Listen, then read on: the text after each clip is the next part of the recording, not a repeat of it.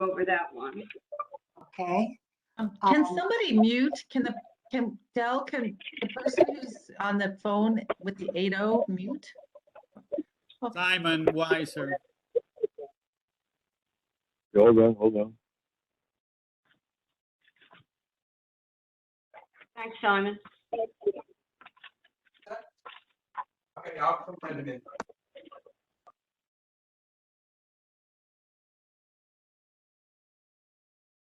Okay, sorry. Okay, who's here to present for 7 Fillmore? Is Raul here? Okay. Hi. So My name's Andre. Do I have audio? Yes. Okay, nice to meet you all. Thank you. should we take it away, Trina? Do you want to share your screen and do the presentation? Sure. And I'll give a little intro as well. Andre, would you like me to share my screen or? I can do it. Okay. So while Andre is getting that up there, nice to meet everyone. I'm Rahul Chabria. I am the owner of a building on Fillmore Place, 7 Fillmore Place. It used to be a old horse carriage, built originally in 1912. It was converted to a automobile garage, and then it was abandoned for several decades. I purchased the property last year, and me as the owner and my design architect, Andre, who we will present today, on our plans to restore this property. The goal is to turn this property into my personal home. This is the first ever property that I've purchased. I'm 25 years old, and I'm really excited to restore this beautiful property on this amazing landmark block.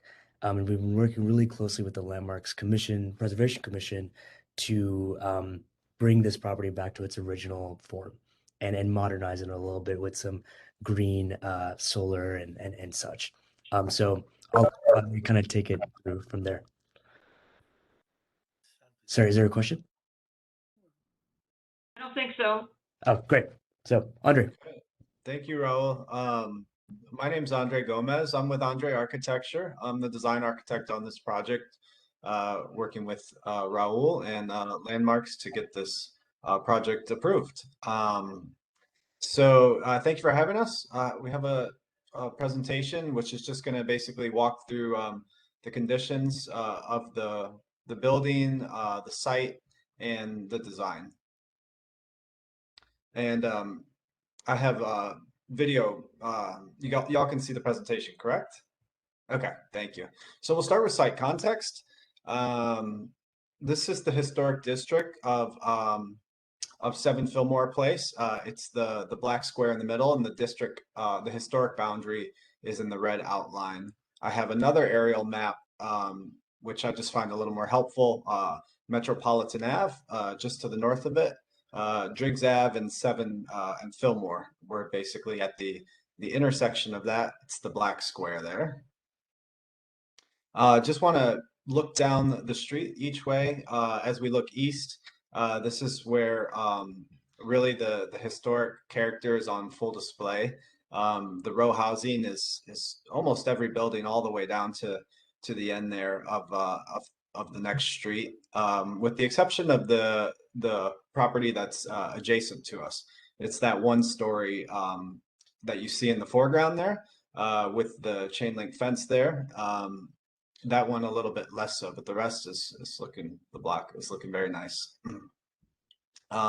Looking on the opposite side of the street, we have a vacant lot across the street, and the corner building, again, there's a 1-story building sandwiched in between us and the corner building. That's that little red storefront you see there. And then the corner building, a little bit more standard than the other side of the street. I do want to just bring up Driggs Avenue, a new development on Driggs, just because it has such a presence from when it's viewed from our site on 7 Fillmore. It's a 7-story project, mixed-use development project, and that's currently topped out. And so you'll see that bulk in shown in some of our images, and it's just to kind of give the bigger picture of what that mass looks like behind 7 Fillmore Place. Current conditions, we're lucky enough that we have a historic photo of the building. And so this has been kind of our North Star throughout this process, just referencing this for what we're trying to achieve. Really, the brickwork is, the most important part of this project. And you can see it on display here with the strong horizontal lines, the stone lintels, the carriage door opening with the exposed header above it, and the bumper guards at the base. And also interesting, there's also a bulk on top of the building too that you can see kind of protruding out, and we are recreating that too in our proposed design. Here's the building as it stands today. We have our work cut out for us. Graffiti will be removed, of course, and the brick restored. That's the main focus of the architecture. The main effort in design is to get that back to its former beauty. So I'm going to walk through the elevations, and this is now proposed design. So I'm looking at the front elevation. This is on Fillmore Place. As I've been saying, obviously restore all the damaged brick, remove the graffiti, restore the stone lintels, all in their original material, original color. We do need new windows, and so we're proposing painted metal windows, using dark color for all the windows, which would be like a charcoal or a black.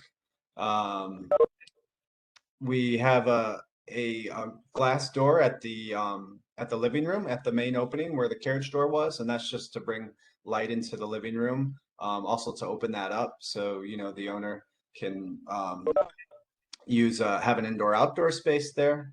We are preserving the cast iron bumpers, and then there is some work up at the bulkhead too. So you're seeing the bulkhead up top there, and but that's actually stepped back 15 feet from the front face.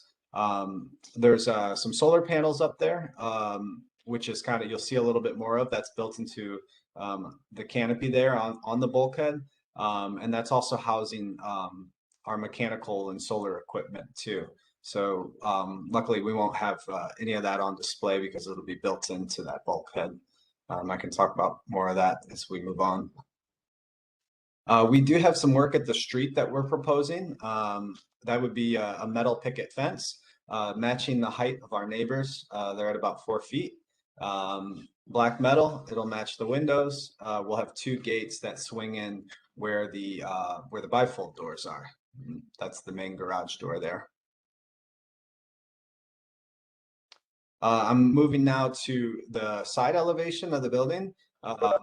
You see the adjacent 1-story building coming up a floor. Above that, we have an existing stucco, and we're going to keep that as is, which is pretty consistent with what we have on the neighborhood: stucco sides, brick fronts. And so I have a reference image for that stucco color.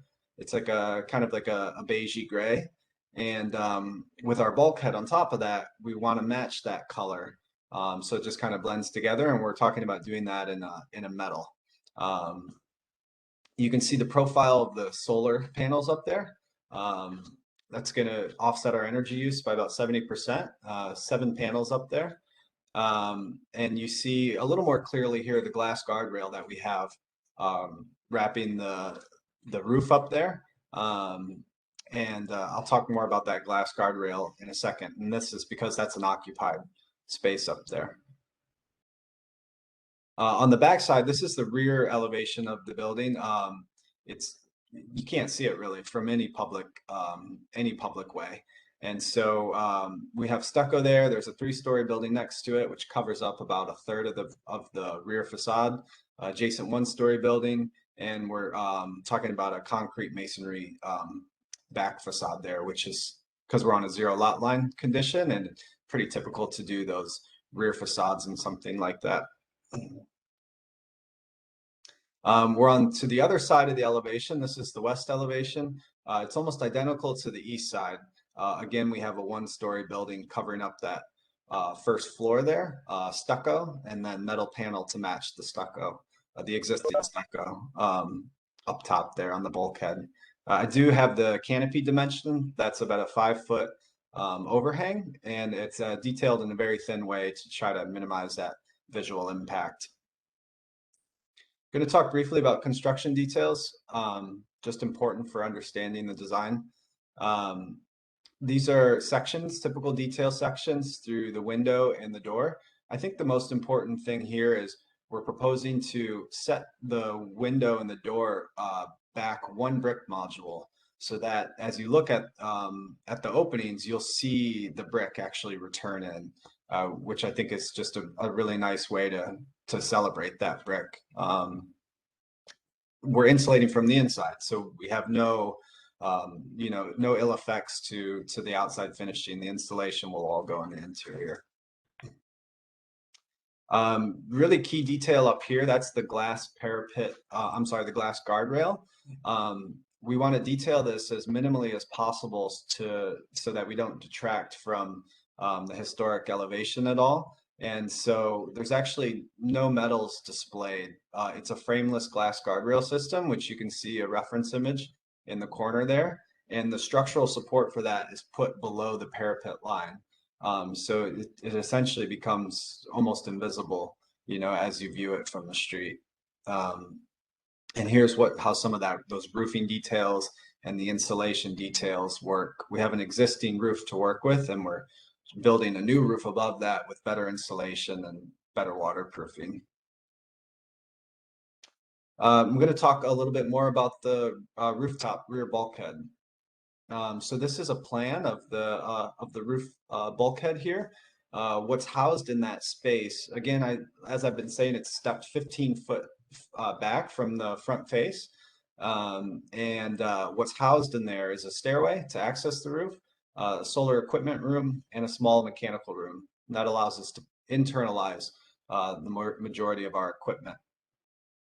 And so about 1/3 of that footprint there is building, and the rest will just be open space. I have a section through the building here, so you can see the sight lines towards the bulkhead. The bulkhead is out of the view of the sight line from the street, from the far end of the street. The canopy catches just a glimpse there. We are keeping like a thin kind of pie-shaped detail on that canopy. We have to tilt our solar panels so that they get the correct amount of exposure to work properly. But that basically comes to a knife edge, so that we keep it very thin, very minimal in terms of the visual impact. The underside of that will just be a black metal panel, and that will match the window finish.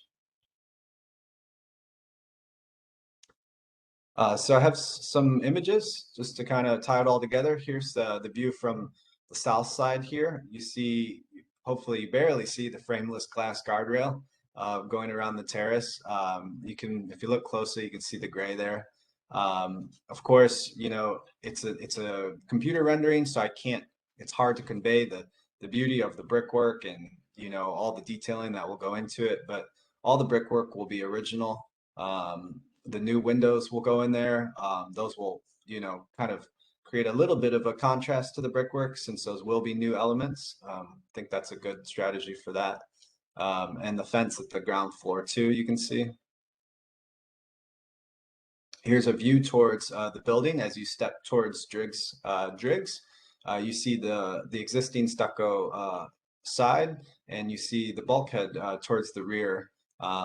Those colors match where the mass is, and then where the sides aren't, it just kind of gets dark. Typically dark, goes away a little bit more. White reflects, cause more attention. So we're just taking the rest of the bulkhead in a dark material wherever it's not the sides to kind of keep that quiet. Another view from Fillmore as you're walking towards the east side here. Again, you can see the bulkhead, you can see the canopy up there, of course, the beautiful facade face on the front. Do want to show 661 Driggs Avenue just because that bulk is such is so visible from Fillmore Place. So that's a 7-story building there, which is what's topped out in construction. We have the footprint pretty close. We have the height pretty close based on what's been approved, what's been built. And so really this is kind of will tower up above Fillmore Place in terms of the mass. And it's just relevant for how our bulkhead is perceived. Now stepping further back down Fillmore, the bulkhead starts to, we have just a 1-story building next to us. And so as you step further back, the 3-story townhomes will start to conceal the view of the bulkhead as it's stepped back. I'm going to close on this one. It's just a reference back to that original 1940s tax map image.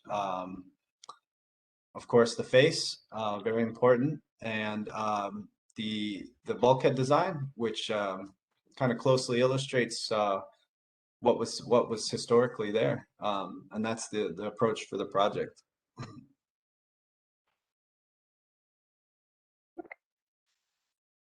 This is great, and thank you for the presentation. I mean, it's amazing the way you're able to restore the brick and include the original brickwork, which was so important in the design and the lintels, and even keep the facade detail with the recessed brick.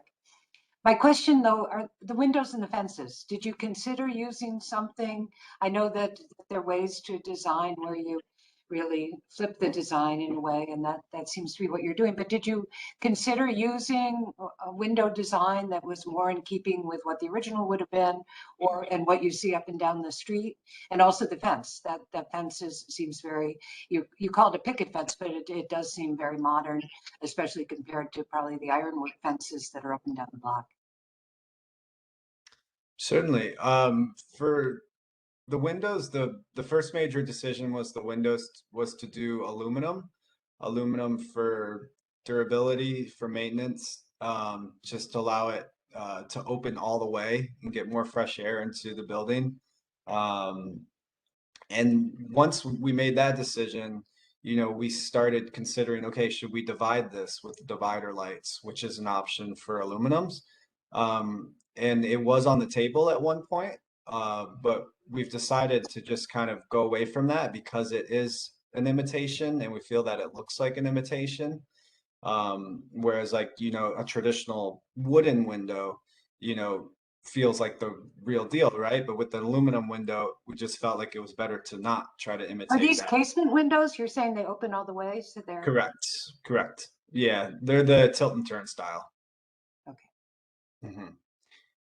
And so our proposal currently is to do with no divider lights. Right, indicate. So the whole window will swing open to let the. It actually is inward swinging. Okay. Yeah, inward swinging. So they'll hinge at the top, or they'll Oh, pull I open, see. Okay. casement inward. Yep. And how does the doorway work in the front? You said that you described it as a doorway into the living room as well as it reads to the eye like a window, but where is the door in that? Yeah, I'm glad to hear that because we purposely did like tall vertical proportions on that so that also we want good transparency there just to help enliven the street elevation a little bit, but that's actually a bifold door, and it's tricky because we have a plumbing backflow there. We also obviously can't come into the property line with big doors like that. And so it's a bifold pivot that basically comes together like an accordion. But we thought the vertical lines on it and the proportions of it felt kind of echoed the, a language of carriage doors. And then also the glass will be a benefit just to have, that visual connection to the street. And the glass, it reads dark, so it's a tinted glass on all the windows? Yeah, that's correct. Yeah, all the ground floor windows will be tinted except the tallest one. And maybe it's helpful if I go back to the elevations, right? Right. Just that main elevation as you ask questions. Sure. Give me a second.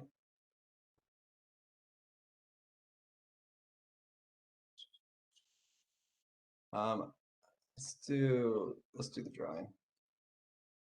Okay. Yeah, so there's the bifold we spoke about, which is like an accordion style. That'll be glass with a metal frame, and the vertical lines. And then there's the typical tilt and turn inward facing or inward opening, and then the glass swing door. So this will be tinted privacy glass, tinted privacy glass, tinted privacy glass. It'll be like translucent. And then a question about the bulkhead. So all it is mechanical equipment, and then the skylight. I'm sorry, it's there's nothing, no living space up in the top. It's just the Correct. next to the building. But I'm assuming that's a an open space for the building. That's a terrace that will be used as a terrace in the front. Correct. Well, I think it's. I went back and read the historic designation for the building, and it's great. All the key details you definitely hit on. It's just, I think the committee needs to consider the windows and the fence as well, and whether we want to comment on that. Do other committee members want to chime in? I can't see hands, and so maybe, okay. Oh, I see Katie's hand. Okay. Katie? I feel like the windows are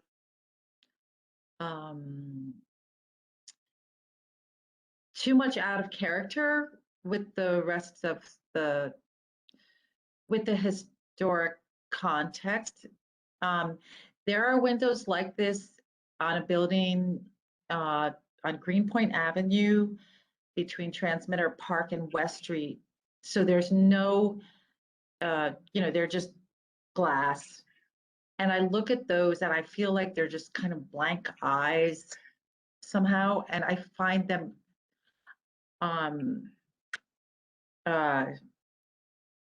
unattractive. I believe that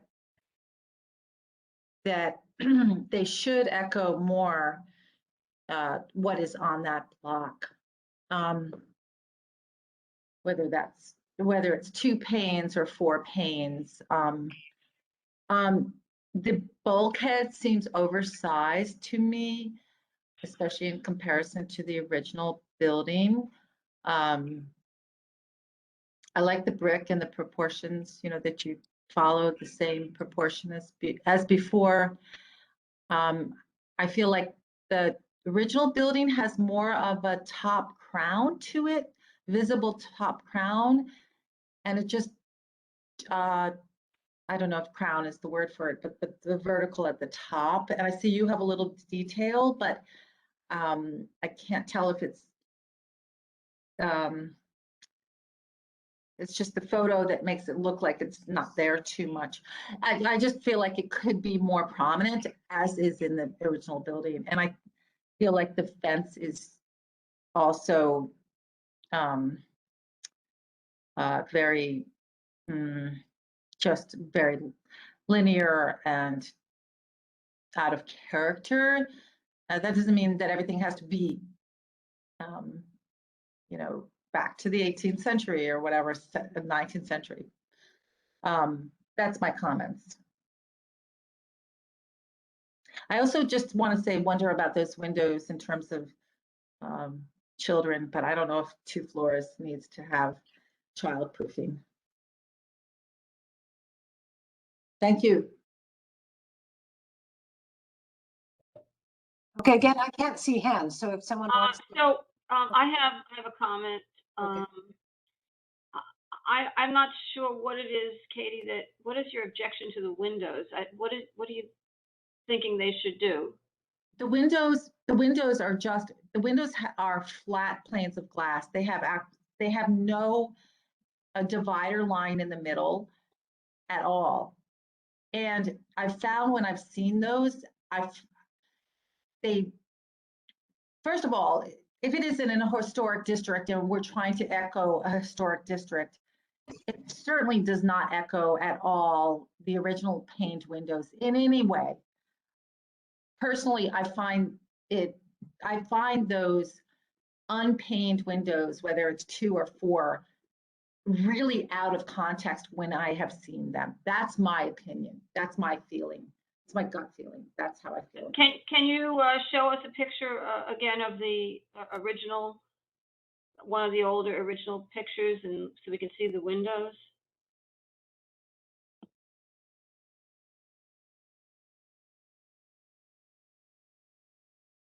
That's the best image we have here. Can't really tell what they look like though. Are they? Do you have one where you can see the panes? Well, we don't. This is the only historic photo we have. Do you have the photo of the present state? Yes. Yeah, so they were double paned. But But these are non-historic windows, just to. But they probably are the shape of what were there. I mean, we can't say for sure, but we know, I think we can know for sure they weren't the single pane. We know for sure it wasn't a single pane of glass. Correct. Some comments. Sure, Steve. Yeah, so I feel similarly to Katie. I mean, overall, I love the proposed, restoration of the brickwork on the facade, and above the windows. But I'm troubled by 2 things. Yeah, the window treatment and the especially on the ground floor, the main, I think it all just seems too modern to me in context of the houses on the block and original of what we can tell. And I have a similar issue with the terrace on the roof. Seems just, from the angles across the street, you can see, a significant amount of the structures up there. So both with the, I guess, called the canopy, that's set back, and the glass guardrail. I struggle with those a little bit, that it just, detracts too much from the, historic, fabric of this building and the street. And I'm going back and forth about the bulkhead, because I feel like if there wasn't a bulkhead, then we would have a straight, impact from 661 Driggs.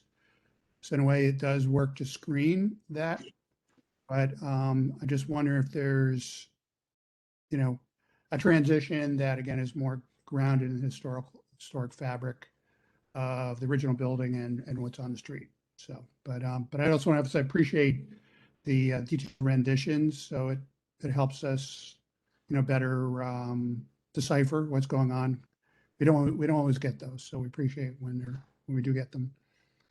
I have a question about the canopy. Is that is the function of that for the use as a roof deck, just to provide some shade? It's a 3-part function. 1, to support the solar panels. 2, it blocks direct sunlight into that atrium, into that light atrium, which is better for energy.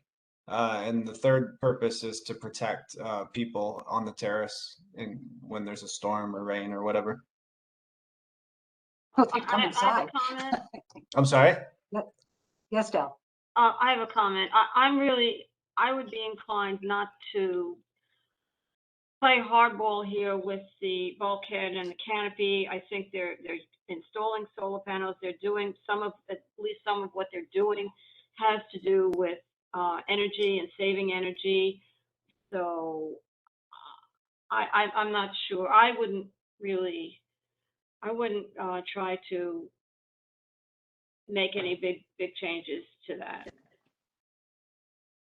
think when people are still trying to modernize in a way where they're trying to be more energy efficient and they're trying to bring in, things like solar panels, I would be inclined to say we have to have a certain amount of flexibility. My feeling. I tend to agree. And Sorry, Tony, I got to say, I acknowledge that.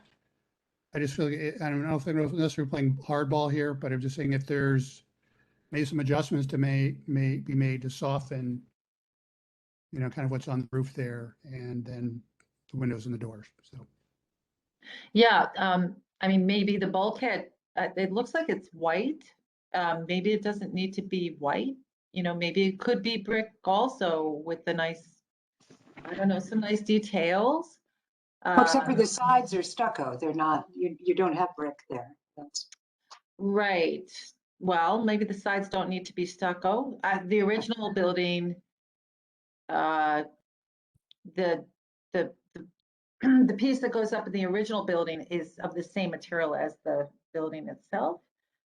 Kind of, it's smaller, it blends in a little bit. I understand about the green energy. What is the bulkhead? What is in the bulkhead? I missed that. There's a, solar equipment room. There's a mechanical unit for heating, cooling, and then there's a stairway. And Andre, if you don't mind going to the last slide of the deck, just to touch on what Katie and the folks are saying. The tax map image shows that the side of the building in the 1940s, and this is the oldest historical photo that we have, shows that it's some sort of stucco or some sort of kind of paler finish on the side that's not exposed brick. And so what we're doing is we're just matching the side of the bulkhead to the existing stucco that's on the building, and we're matching the color just with a energy efficient metal siding. And we tried to match the sizing of the bulkhead in the tax map image to the sizing of the bulkhead that is in our proposed plans as well. okay, Maria, I saw your hand up, and Sante, I heard you chime in. So Maria, do you want to go first? Or Katie, do you have a comment about that comment first? Yeah, it does seem a bit larger. It is larger and proportionally larger than the original, I would say. And you said metal, it's metal siding. I'm just saying, you know, to soften it a little bit, why not make it a different color? Why not make it a color that's not that kind of whitish tower? Yeah. We just to put it out there, we originally had it dark, more so to kind of complement the windows. But the strategy kind of switched with Landmark to more so match the stucco. But either, I mean, color's flexible. I guess is what I'm saying. It just depends on what your strategy is and what your interpretation is of the strategy, you know. That's it. Was I there a guess curb Katie's cut, other or question will has there to do with be the a curb scale of cut? it. It clearly looks larger than the original bulkhead. And is that, I mean, you were looking at photos, but do you need that much height in order to accommodate what your use? Our height is to a minimum. You know, we never want to put more height up there than we need to. It's just like the reality of structure and insulation and all the detailing to make that whole thing work properly. Our buildings aren't as thin as they used to be, you know. It's hard. Something's a little bit misleading about the match here. I don't know if it's really as much as taller as it used to be, because if I'm looking at the image on the right there, I mean, that means that top would have only been like 6 feet or so, which I don't even know if that Right. is possible. So I'm not sure if it's an illusion a little bit, but I believe our bulkhead is only 8 feet above the parapet. And to Andre's point, we're restricted by Department of Building regulation on it needs to be a certain height for us to have the staircase coming up, as well as housing our solar equipment to make the entire structure more green and environmentally and friendly. Okay, Maria. I saw your hand. I didn't have a question. My hand was just like in the air. Oh, okay, Sante. Hi. Thank you guys for the presentation. And well, I want to say first, I like the intervention. You know, I could see this on Domus Magazine, but but I have to say, when it comes to landmark, you know, as much as I'm a modernist, I've been a purist many times, especially at this committee. So I look at your project when you send it, and there were some points that have come out tonight, you know, made by other fellow committee members, and I'm going to go by different components. I'm going to say what I think. Probably this building had there was probably a double hung window with a 2/2 configuration, most likely on this style. I would not mind, you know, about the full glass window. In Italy, many times, even older architecture may have just a pane of a transparent glass. On the garage door, probably this subdividing this in 4 partition normally would have been probably a too large panel as a you know, typical of this carriage house. And so that's already something that I see a little bit interfering. But I agree with my committee member. Normally I said I've been a purist. I don't know if there was any remnants of an original brick mold. I know the brick mold is always something that LPC you know, make sure that there was, and it's something they asked to recreate if there was the case. Of course, if there isn't any, the 1940 picture doesn't give justice to that. So these are the general comment, but definitely the garage door that I see a little bit interfering. I know it's easy in terms of fabrication, in terms of operability, and it's all this issue, but 2/2 door, two panels door definitely would be more appropriate, even if the material, you know, wouldn't be what the original material was. In terms of the tinting, I believe the tinting on a modest level of percentage of tinting can be acceptable. When it becomes too dark, I believe it definitely is an interference into general image of the, especially this historic block. As you said, Andre, somehow is pretty intact, also is pretty intact, or at least it's been restored to maintain the type of historic, you know, character, because I believe LPC has enforced a little bit of stricter rule, you know, and sometimes we have lost the strictness. Going up to the roof, first, I believe even DOB, if it's something grandfather many times doesn't meet, is because you want to rebuild it, increasing the height. I don't know how much is the height. Definitely, if you consider the height of the coping stone, you have other 2 feet on top. So you probably have almost 10 feet in height. And then what's a bulkhead on a roof? A bulkhead is something that should allow to have a minimal height to access with the stair on the roof. So the function of the historic bulkhead was to go up on the roof. Could have been 7 feet, and that was enough. And I understand architecturally, and I do like it. It's a very nice concept. Let's call it intervention, because he's intervened with historic fabric. I like it. But it's definitely what he wants to do, and that's very licit, I would say. He wants to turn this into additional living space. There is a substantial amount of square footage with the glass.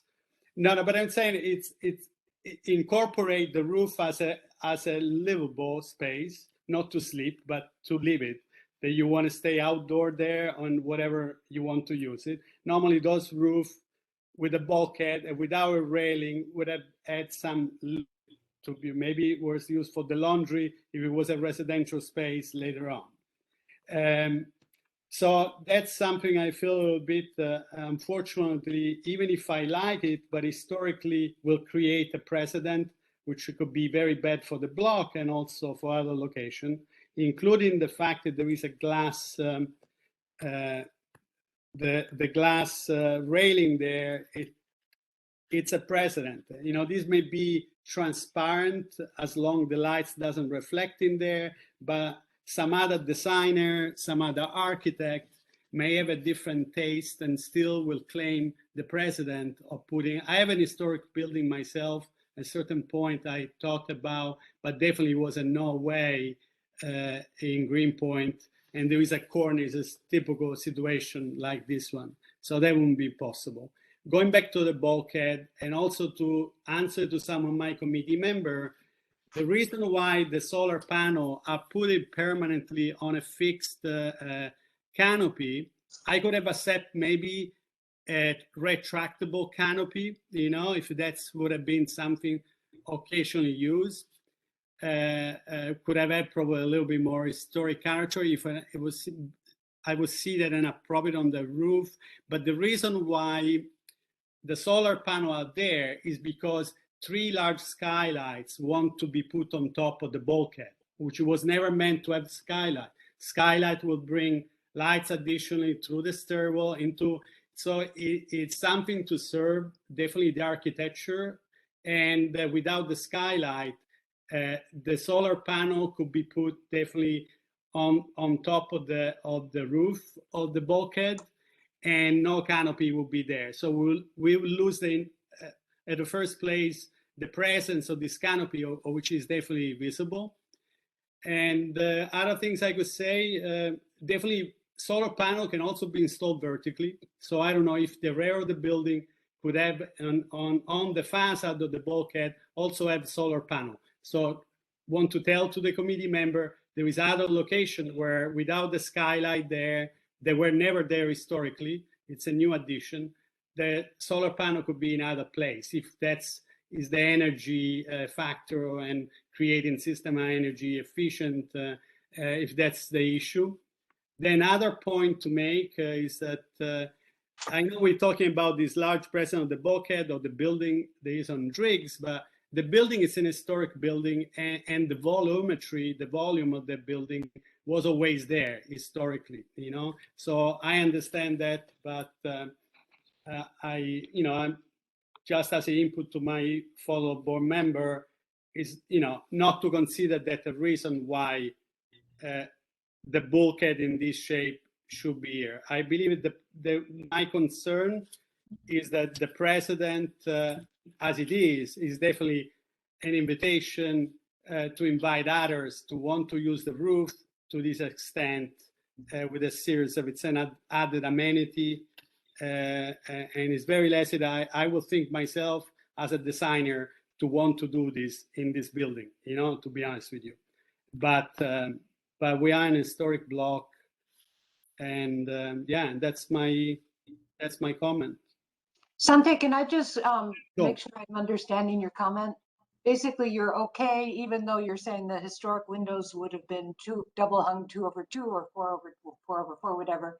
You're okay with the windows that are proposing, but in the entrance where the carriage doors had been, you're proposing 2 flat panels rather than the 4, whatever's proposed. Not the louvered ones. You think that it would be better to echo the double doors that had been there before? Well, I'm a drawing guy, so I'll sketch something and you get the feeling, well, that's not my project, so it's the project of Andre.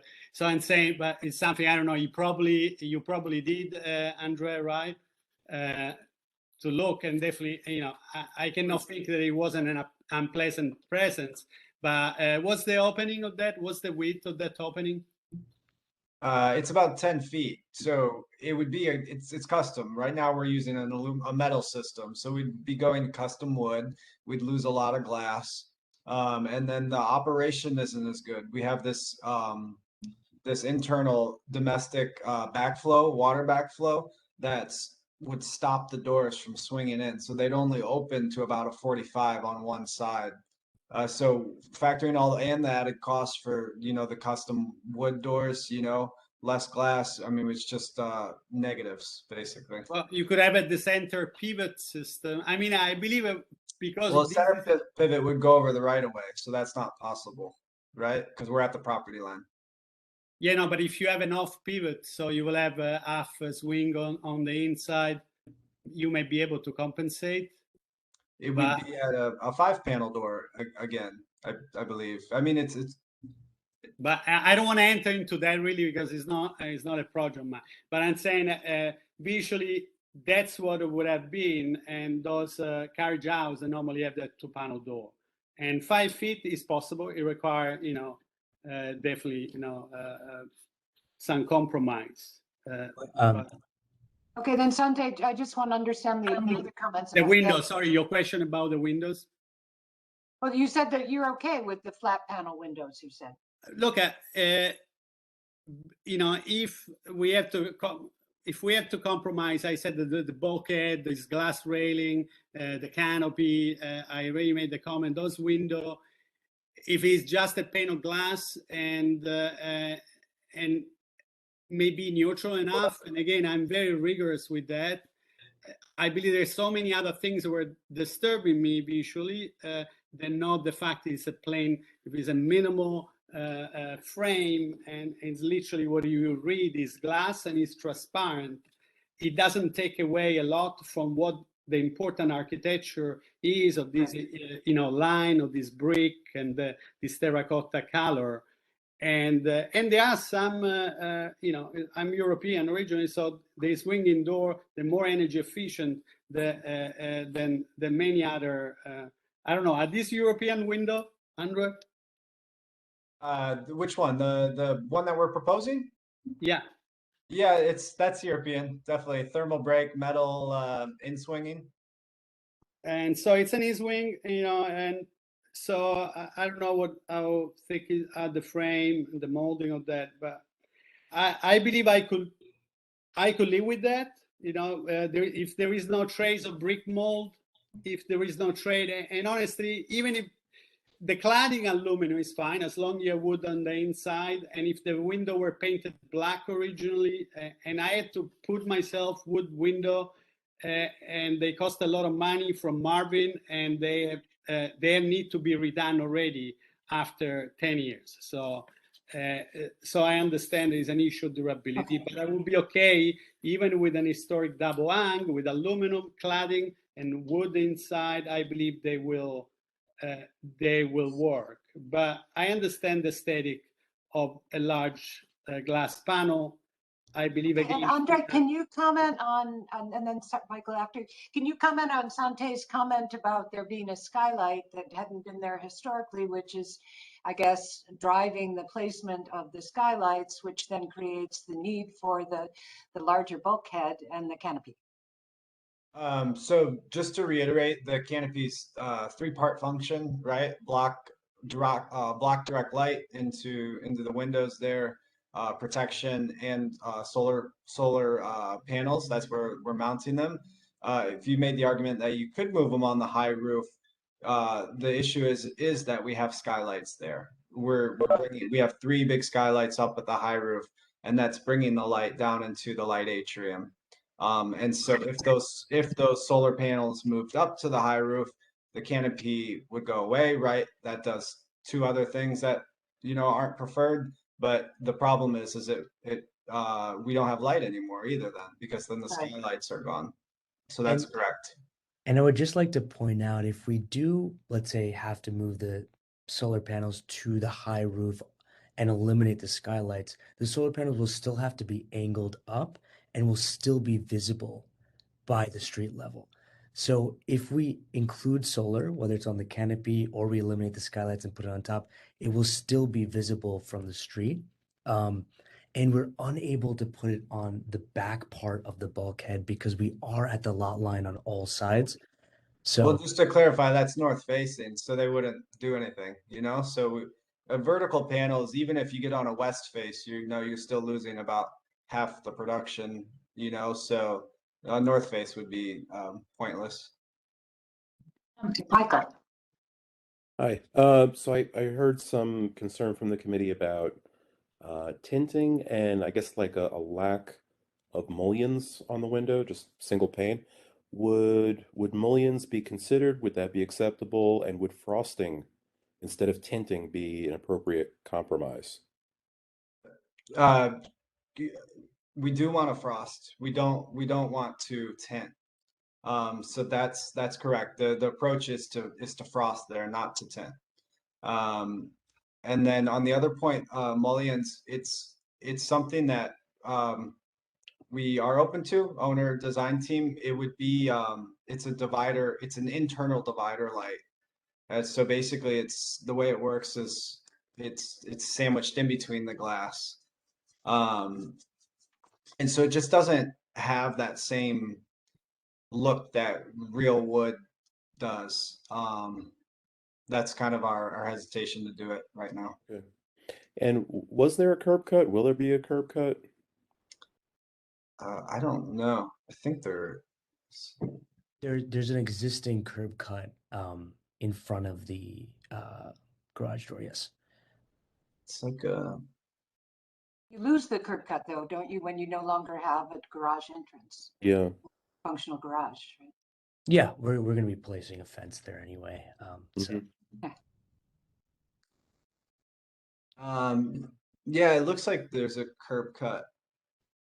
It's hard to tell. Also, Andre, can you show again the historical picture of the front, please? This one? Yeah, I saw that originally there was no railing there, so, and that's why the carriage door, at the door it could open, swing out. So the reason why you cannot open a two-panel configuration door is because you want to, this was something inserted later on. So the railing should be there technically at the first place at all, you know, so something to clarify also for the committee, you know, it's... I was wondering that also, are there Katie, I can't hear you.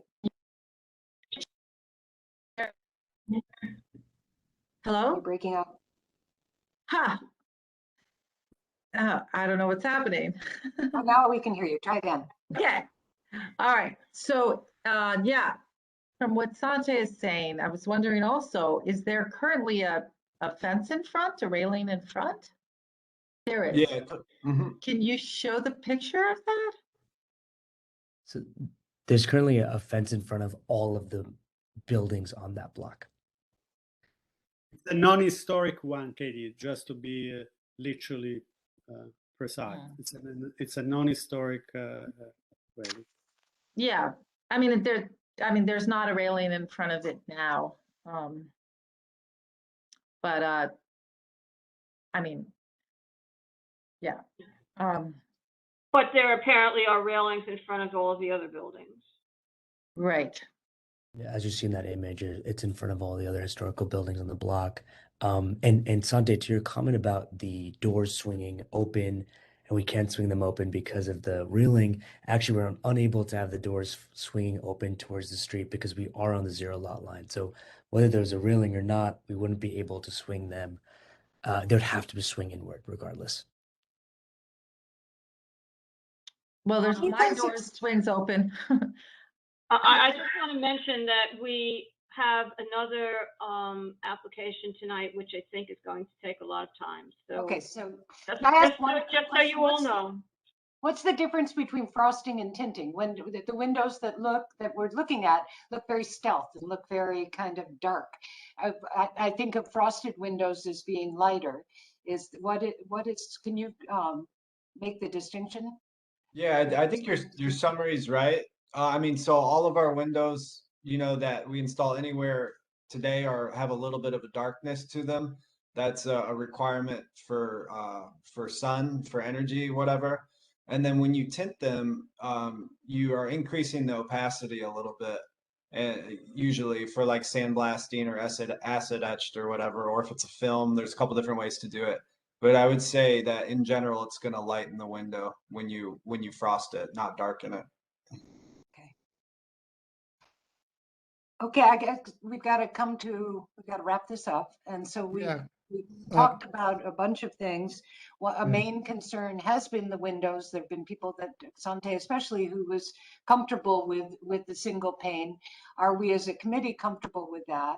And the other question that in terms of the bulkhead that both Steve and Sante brought up, what is the glass, the fence, what you see from the street.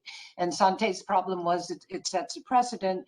And Steve mentioned just how visible it is and how I guess the eye is drawn to it. The other comments, I think that those are the main concerns we've had. And so do some of the people that haven't spoken just want to pipe in about how they feel about the windows and which direction we should go in terms of the windows? Trina, one more thing to say also, there is an increase in height of the bulkhead, which exceeding far what is really needed to be a bulkhead. It means that you can get out on the roof practically for whatever reason. And, right, but I think Del pointed out, and maybe committee members, I know I feel this way, that what the building is offering in terms of the reason for that bulkhead being that size, albeit that it's the skylights as well, I think that some of us can live with that. I agree with that. I think we can't, you know, we're constantly talking about wanting to have developers use solar panelings and you know, to use green in their design. And I think that we have to accept the idea that when that, in insisting on that, then we may have to be somewhat flexible. I personally have no problem with the bulkhead. But I'm confused because those solar panels are on top of an atrium. And the atrium is an extra added space. So the solar panels could be flat on the roof. So they're adding an atrium essentially, and then putting the well, solar they're adding light or an atrium down below.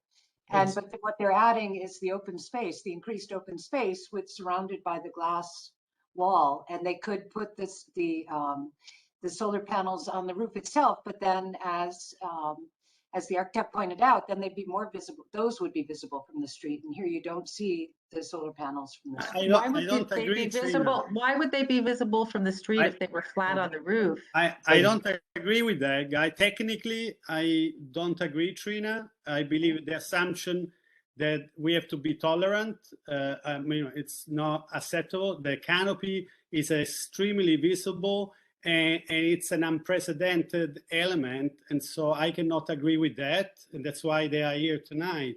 And again, I like the project, but in context of the fact it's a landmark and this is an historic block, we have to say that. And to be honest with you, there is enough square footage on this roof that despite that first, and if we reduce the height to what is necessary to be as a bulkhead, because they should have tell us, they're also asking, they are here because they're increasing the height, that height.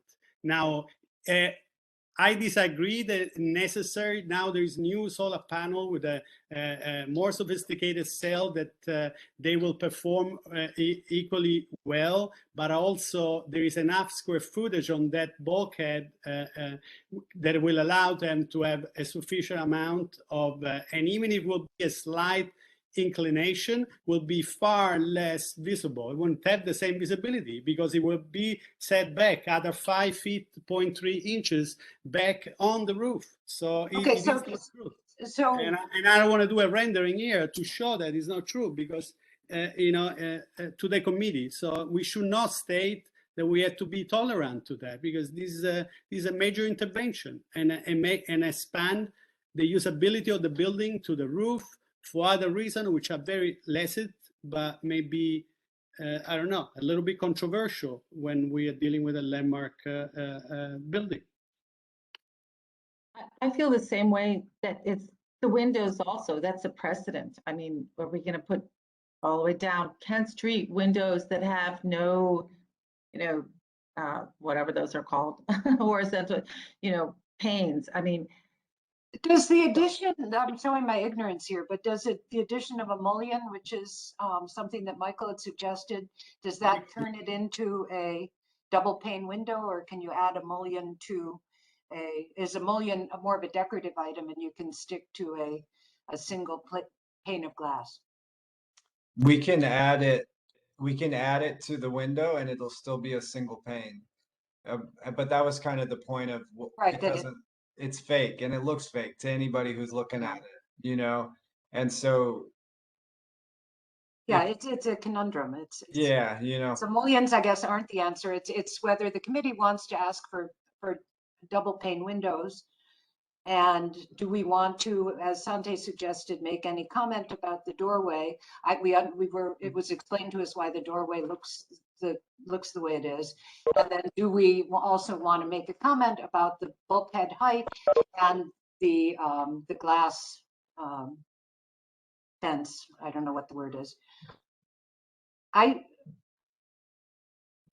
don't know. The thing is, I mean, if we hold it,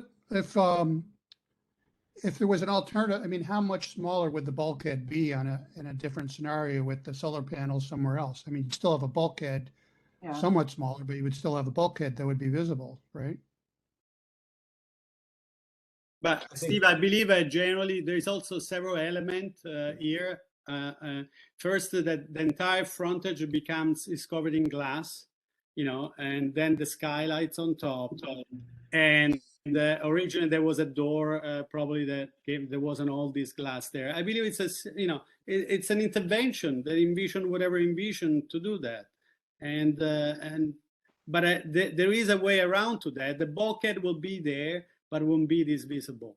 And without the solar panel extending, protruding out on top of the roof, there will definitely be without the skylight, because historically they were never meant to be skylight. There was just meant to be a bulkhead. Just whatever the dictionary tells us that a roof bulkhead is, you know, and so all these I have to questions. say, I don't see anything wrong with allowing that to have a skylight, and I really think we should. There are a lot of. I think I'm with Del. I think the height of the bulkhead really doesn't bother me. Sometimes I get the feeling that we just feel like we have to pick apart everything, and I just listen. We have another very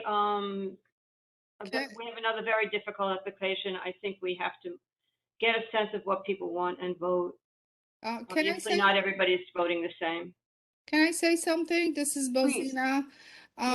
Actually, I understand that you guys have more experience and Santa, your knowledge and Steve and Trina, but whatever was proposed today, we can discuss the windows, which they may present the concerns. But the project actually looks that they approach this with the care. And I agree. I'm fully supporting their project. We can make some comments about the windows, but looking at this picture right now, it's awful. It's disgusting, and I think it's time that we move, move to a next subject and next item that we have on our agenda. But they did a good job. Actually, they were concerned about the green energy, which is good. There is some requirements from the building department that you cannot change, and you have to follow through. So that's my opinion. Rosina, I agree with you, and I think we should make. I agree also. I propose we make a motion to accept the project with the suggestion that Landmarks consider asking the applicant for windows more in keeping with the historic block. I second it. Comments to the windows. And not even, and just as a suggestion. Yeah, but also, could I also suggest soften the structures on the roof structure, you know, the railing, the guardrail, and the canopy. Yeah. Yeah, I agree with that too. Okay. And in color even, there's no reason why there needs to be a white tower there.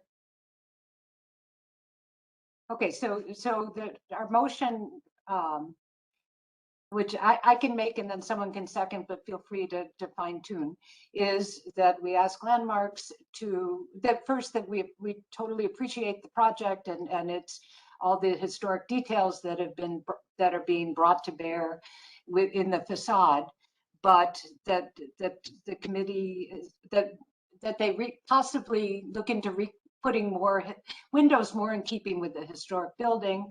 And secondly, that they consider softening the facade, that is the guardrail and the canopy, and possibly look into the coloring of the stucco and the coloring of the bulkhead. Right, but I also just want to stress that, a lot of what Sante, I think it's really important what he expressed, that be included in the report. Guys, I'm going to leave this committee because I believe the comment they are made here and the point are made are not based on the fact that this is an historic block, and I want to be associated with that.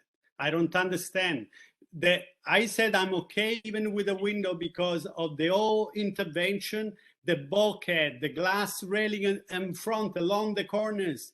The level of the roof is brought to the level of the coping stone. If you have no understanding technically, I don't know why you're making this comment. And I like the project, but I can't be associated. I'm here at this committee because I try to give input with an integrity. And I believe that we're talking about, they're doing great things about their environment and they put in the solar panel. The solar panel can still be there. They just need to take away the skylights. But for some reason, some committee member, they don't want them to take away the skylight. You don't see the skylight. There's no other reason than expanding the usability of the building of a portion. This is a terrible precedent. It's a terrible precedent, and I don't want to be associated, and I'm going to resign from this committee as soon so you can be happily go through and approve and feel that you have to be open. One of the reasons the architect said that when he was pointing at the beginning of the presentation that the Fillmore block was looking beautiful and intact is because in the past has been a certain severity that has made sure that the vision of the block had that character. If this would have happened already 10 years ago, we would have had many of these interventions and that character will be altered. Now, if you know knowledge, be moderate in your comment. That's what I feel. You're free to say whatever, but I'm free also to make that point. And there is things that we need to be resolute about. I believe the window, one plain glasses, the window not here anymore, I will feel honestly less disturbed. But the bulkhead and all these intervention and the glass parapet, there is a lot of ingredient on a soup, or it should be just a soup, without all the things on top of the roof. Because everybody wants to expand square footage on the roof for whatever use. It's like doing development. And I love not to be in this position, and please, I apologize, but it's a matter of principle and integrity. That's all.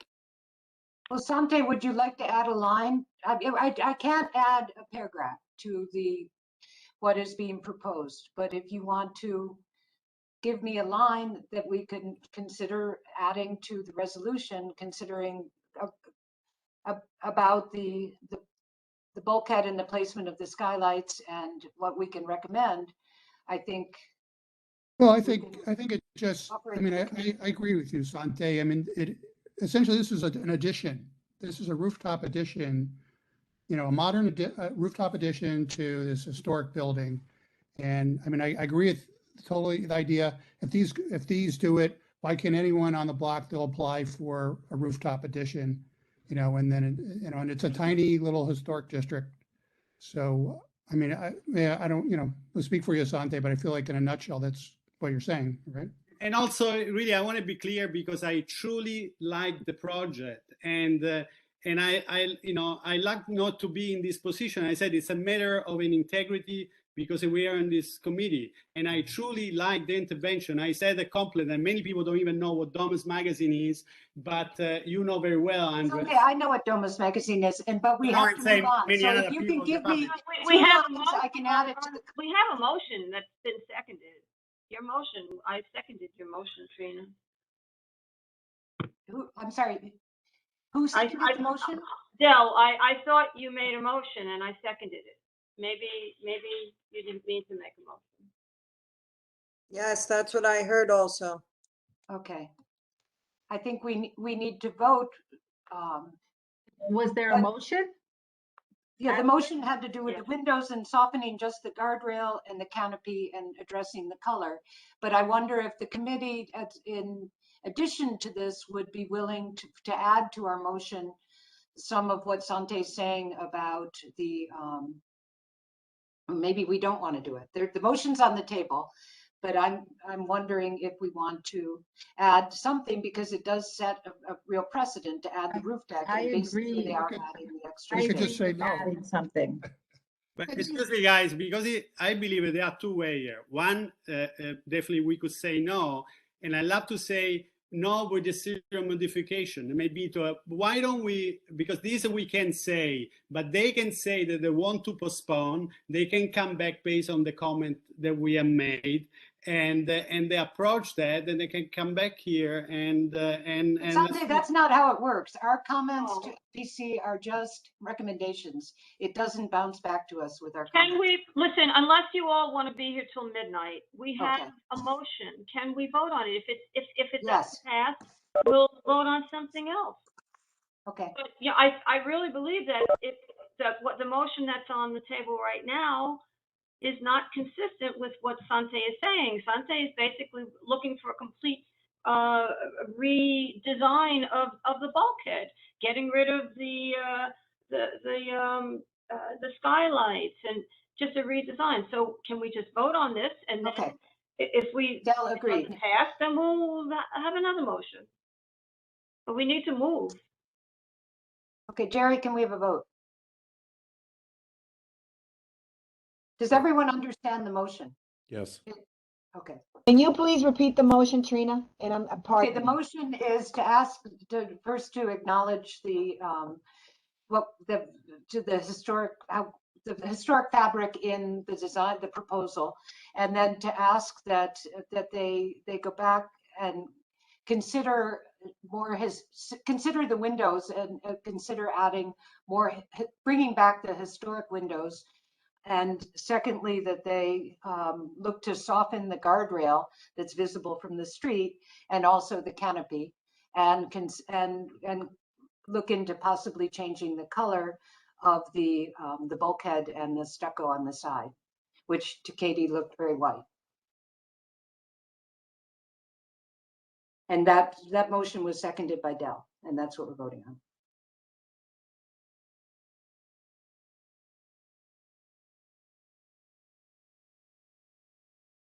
Ready? And we would consider voting no in order to have a new motion to Correct. eliminate. Yeah, the if someone wants to rewrite Sure. the motion, you vote no. You Vote can yes. always, vote no, and then you have to start all over again. So yeah. And Delty, Yes. Maria Vieta, Yes. That was a no, Maria? It was a yes. Oh, yes. okay. Trina McKeeva, Yes. Stephen Chesler, No, Aaron Drinkwater, Moisha Indig, Hosanna Kaminsky, yes, Abraham Leibovitz, Sante Michelli, No. no. Rabbi Needleman,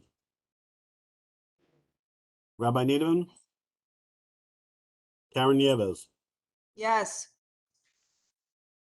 Isaac Sofer, Yes. Robert Solano, Stephen Weidberg, William Vega, Yes. Simon Weiser,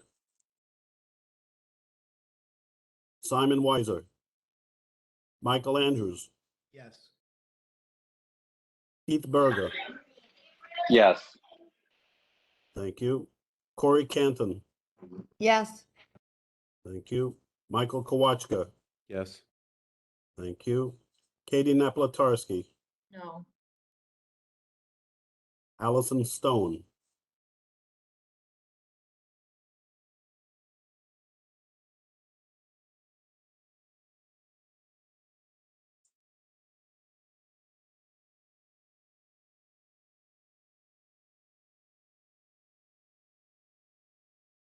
11 yes, 3 no, motion carries. Thank you.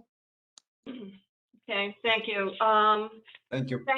Thank you for your presentation. We move on to 27 Stewart Avenue. It's a common law vesting application with BSA. And before we get the presentation, I just want to mention to the committee that, and to the presenters, that I did meet with Jella Prenga and Tony Matias from BSA about what our role is, whether there was a question as to whether this was just to be presented to us just for information, to tell us what's going on, or whether our opinion was something that BSA wanted to know about. And BSA assured me and wanted me to tell the committee that they definitely do want to know what our opinion is. Now, that being said, I will tell you that BSA referred me to a case, because this is a common law application. That means it is not regulated by statute, but it's recommended by, not recommended, it's regulated by case law. And the case they really look to is a case called Matter of Putnam Armonk. And if anybody wants to look it up, it's 52 82nd 10. So I pulled the case, I read it, and essentially, according to that case, you have a three-pronged test. You have three factors that we look at. And one of the factors is whether the owner or the developer abandoned and abandoned the project. And that would be named either by having an intention to abandon, either by some overt act or by a failure to act. The other, the next factor is the substantial expenditures and severe loss if they don't get the approval to extend their permit.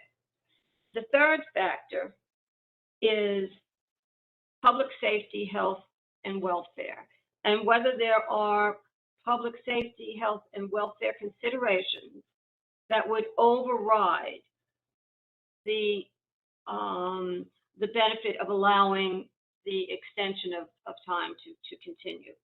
So it would be whether if we had really a significant public safety, health, and welfare concerns that were so serious and significant that it would override the common law allowance of this to extend, even if they didn't abandon, and even if they hadn't, put out, or if they weren't going to suffer severe loss. So those are the three factors, the three prongs: abandonment, substantial expenditures, and a severe financial loss if they don't get approval, and then severe or serious, let's say, serious public safety, health, and welfare concerns. And the other thing I will mention is we know that a part of this plot is a brownfield, so we'll get some explanation about that too. So anyway, I just wanted to mention that before the presentation started. Okay, so why don't you get started? Well, thank you, Del. Good evening, everyone. My name is Paul Prue. I'm land use counsel to the developer 25C LLC, which is a developer with several projects within 6 blocks of this site. In fact, all of their projects are within 6 blocks of this site. They do a mix of commercial, manufacturing, multi-story commercial and manufacturing, and are looking at some mixed-use projects as well. In this case, they purchased this site some year ago and began building a hotel right at the same time as the law changed to require a special permit. So because they were in the middle of construction and had expended substantial expenditures and substantial construction, had done substantial construction, as you can see here on the screen, they have sought this approval from the BSA to continue that construction. And so we're asking the BSA to approve that pursuant to the common law cases that Dell just described. And we'd like to tell you about the project. So with me tonight is Nicholas Liberis. Nick is with Archimera, and he will be doing the presentation. I'm also joined by Dawson Stelberger, who is here to answer any questions on behalf of ownership. So Nick, why don't you take it away and show our presentation? Sure. So thank you everybody for your time. I will try to keep this brief. The subject property is at 25 Stewart. It's at the intersection of Stewart and Flushing Avenues. The plan is to do a hotel. This is a project that has been in the works going back to 2014. There have been several iterations of this hotel and several owners. We've been with it the whole time. The site itself, like Paul said, is a brownfield. There were several historical uses that included a car wash, different types of metal salvage. There seemed to be other some industrial processes, because when we did the sampling, we found some small amounts of chlorinated solvents. And what we've done, excuse me. Okay, I thought I heard somebody. So so what this is intended to be is a hotel with a community facility component. These are just some typical renderings of the planned spaces. The hotel sits on top of a mixed-use space, which is intended to be used by the community. It could be used as a shared workspace. It could be used as a banquet hall. It could be used as a performance venue. And up above it, we have about 180 hotel rooms. So this is the site over here. You can see it. We have Flushing over here, and we have Stewart at the top of the page. There's this very interesting piece of the site back here, which is this little portion about 40 feet wide and about 400 feet long, which kind of kicks back out. And this used to be where the train would pass through. There was a train that was originating across the street, and it would travel the short distance along Stewart over here, and then it would kick into this alley and head back out onto Johnson on to the north. Let me see. The building is completely as of right in an M12. It's 2.0 commercial FAR with a little bit of a community facility. The intent for this iteration is to have it be holistically health focused. The owner Dawson and his group have a very refreshing take. If you are to compare how they propose to do this hotel, relative to all of the other hotels in the area, and part of it is centered around this like holistic health enterprise. It's meant to be somewhat of an amenity, which is going to be offered to the hotel guests, but it's also going to be available to the local community. This is the ground floor plan. You could see that we have this recessed area over here in this area. So that was that double height area. The hotel entrance proper is right now over here, but we plan to move it over here if we are successful with this application.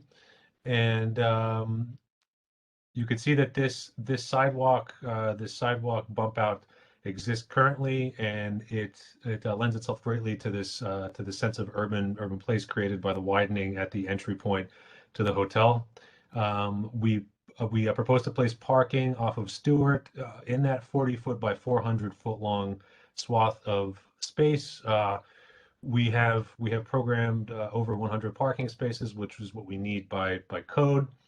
One other thing to note, the L train runs through that little bit back here, somewhere like right around here, and it's extremely superficial to the surface. It's about 6 feet below the surface. So we've had a lot of back and forth with the TA to some success over the years, and right now as we speak, we have all of the monitors in.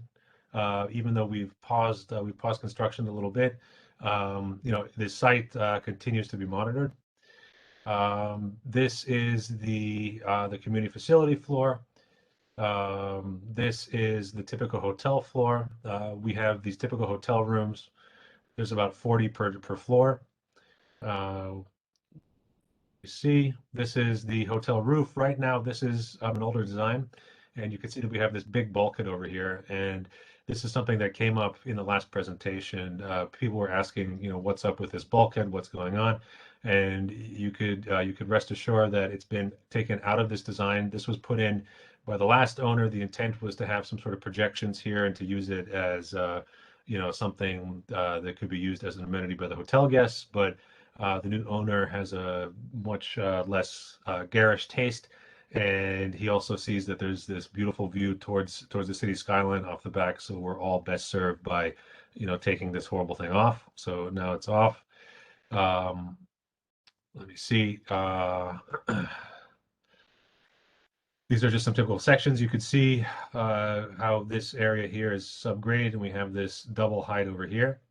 And we have these big beams, and these big beams have been specifically engineered to carry the weight of the hotel. So you have these large tremendous beams that land on these very specifically placed columns whose foundations have already been poured.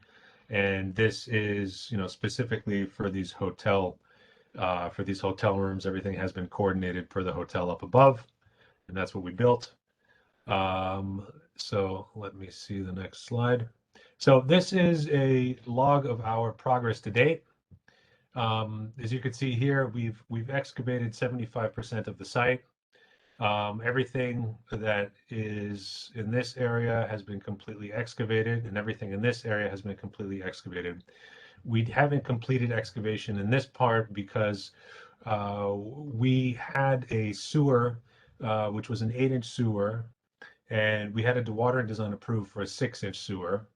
And we were delayed because we wanted to combine these two. So this has only been recently approved in the past few months. So for us to dig, this is another 6.5 feet down that we have to dig in this area. We've dug down to the same level as these two areas, but to dig the extra 6 feet, we have to dewater here. So we have all of the appurtenances for the dewatering setup, the tanks, the filter tanks, the well points, everything has been constructed. So we anticipate dewatering the site in short order so that we could finish this up, because what we'd like to do is to finish up this remediation. So the remediation is also about 75-76% complete. There were two hot spots to the north that we had to excavate. There was a hot spot at this corner over here that we had to excavate. The main hot spot, which is the site of a petrol leak, which is on file with the EC, was in this area here. So as soon as we finish the dewatering, we'll get down there, we will excavate the soil, we'll clean what we have to, and we will continue on. We are hoping to achieve track 1 for the site, which means a complete cleanup, and we're on track to do so right now. This is the footing progress over here. We're about 78% complete with the footings by concrete volume. So you can see over here, these ones in purple are the ones that are remaining to be poured. We poured this big mat over here, and we poured these mats over here. These are the footings that are supporting the columns that pick up those huge beams overhead that support the hotel. And this is also a mat, and this is a mat back here picking up a big shear wall. This is a record of the foundation walls, which are complete. Again, the only portion which is not complete is in the area that has yet to be dewatered, because we have to dig down another few feet. So we've completed all the foundation walls along the perimeter as shown in blue. It's about 60% complete. And this is the amount of the superstructure that we have completed. So this superstructure is truncated at the edge of where we would be starting to do those big beams. So we stopped it over there, and the intent was to build this in sections and then to infill in the middle. So this is where we had paused. And we've poured about 540 cubic yards, which is about 55 trucks worth of concrete for this superstructure portion. With regard to the sustainability of this building, we have already purchased in full an entire geothermal system for this project. This is a geothermal system. We have triple glazed windows everywhere. We will have green roof surfaces everywhere. Excuse me, per the update to Local Law 97, which compels us to do so, but also because, again, as you'll be hearing shortly, the new owners are much more forward-thinking than the previous ones, you know, we're very excited. We've shown you several projects to date, I think, where we've been proposing geothermal. You know, as in the past, this is something which is a very easy lift for the right client these days, just because there are incentives, there's tax incentives and such. And to my knowledge, this is going to be the first geothermal heated and cooled hotel in the city. Should we be allowed to complete. And this is just a timeline of the construction activity to date, which doesn't take into account the full timeline going back a few years, because with the previous owners, we had done a lot of site setup. We had done a lot of testing. We had actually set up the subway monitoring at that point, and had just sat there in the subway tunnel for a couple of years during, you know, several redesigns. So as Paul had mentioned, we have photos of the site that corroborate the quantification that's in that other PDF. So you can see here, these are the foundation walls, which host these significant columns over here, which are picking up the big beams overhead, you know, which would be spanning something like this. So what you're looking at essentially is this column-free event hall space, which is accessory to the hotel. These are just some pictures of the superstructure in the back. This is looking from outside of this space. This is in the corner, as I had described before. We had the hotspot over here. And this is looking to the north. This is looking from that port area that I had just pointed out, looking at the completed superstructure. We've buried some of the footings over here. You can see the column poking up over here. This is looking at the site from the edge of the pit. And this is the nice people that signed this affidavit. So yeah, so per Dell's comments, you know, we feel it's a fairly strong case on the three findings that we have to meet. You know, we're very happy to take any feedback from you guys. And thank you for your time.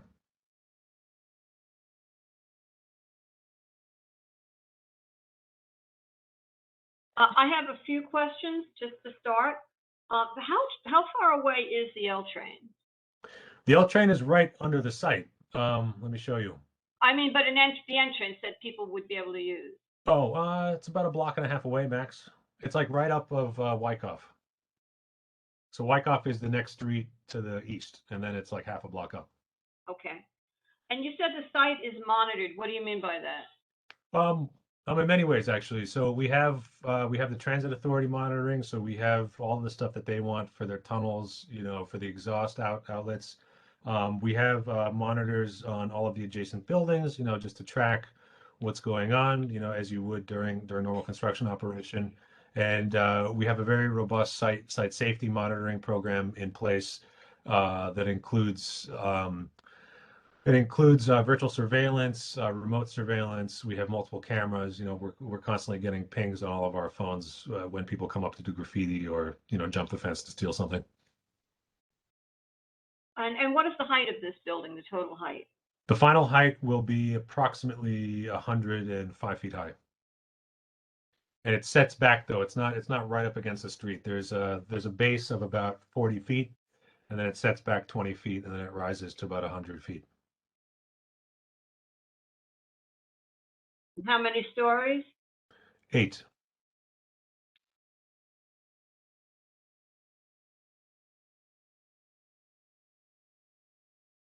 Okay, and the healthcare, there's going to be a healthcare facility there? Is that what your plan is? It's a little bit more of a hippie proposition than that. It's like holistic healthcare, like alternative medicine. The whole place. These guys are very health conscious. They're both both of the owners. They were former athletes. They're very into. One guy, the guy who's on the call right now, he's very into yoga. So it's this type of stuff. I'm not understanding how this is going to be a part of this building, because you said it's also open to residents in the community. Yeah, I mean, truth be told, I had a hard time understanding it at first. Is there a specific space, a specific structure? I mean, how is this going to be available to the community? It's programmed as an empty floor, and you'll have access to it from the hotel lobby. So you'd either walk or take the elevator from the hotel lobby to this floor that has all these treatment facilities. So it's kind of like it's a spin on a spa kind of, but it's much more like you'll have like physical therapy there, you'll have like alternative treatments. It's something that they believe very, very strongly in. They have an operator who has several hotels, and this is, we're actually, this isn't the only place that we're seeing this. We're seeing a lot of, it's a new programmatic wrinkle that we're seeing in several of the hotels that we're working on. It's this very, it's like a personal care type of thing, and this is just this flavor of, personal care with this particular program. So Dawson, I see that you're not muted. Can you add to this, Dawson? Yeah. So, hi everyone. I'm Dawson Stelberger. I'm one of the owners of the project. So on the second floor, we have a number of licensed practitioners, acupuncture, physical therapy, massage, that need spaces to operate out of, and we are trying to create a space that's accessible to the community, to guests of the hotel, but also to the wider community, that they would be able to receive these treatments. And practitioners would have a space to practice and bring their clients to. Dawson, you have a relationship with these practitioners already?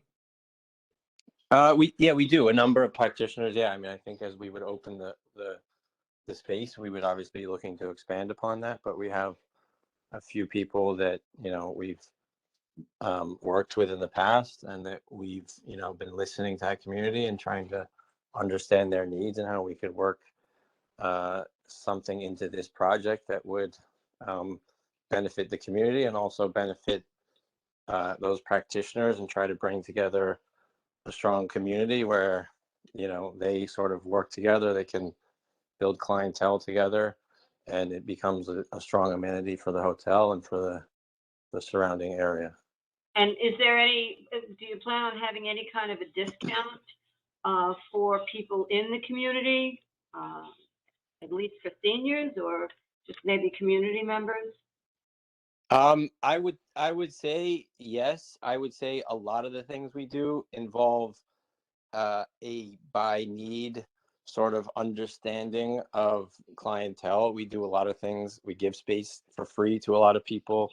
We work with a lot of artists that have lower budgets, and we try to make things work for them. So a lot of the stuff we do involves an aspect of what you can afford, and there's certain people that have bigger budgets and can help subsidize some of the other people. That's very common in the other businesses we have. Yeah, guys. I mean, we've all been looking. Like, I've been active in CB1 for the past 13 years at this point. I've dealt with a lot of the developers. These guys are like utterly unique, just in terms of what they're doing and what they're proposing. Overall, there's a lot of light manufacturing at really discounted rates that they offer, and everything Dawson is saying is absolutely true. And it's extremely heartening, to have the opportunity to be working with him and with Paul on this, just because, after all of this development that we've all seen over the past, 15, 20 years, this is a, definitely a zig you know, after everybody has been zagging in, you know, in a quite different direction. Because it's only a community benefit if the community can afford it. 100%. 100%. Yeah. Yeah, I think we're all on the same page about it.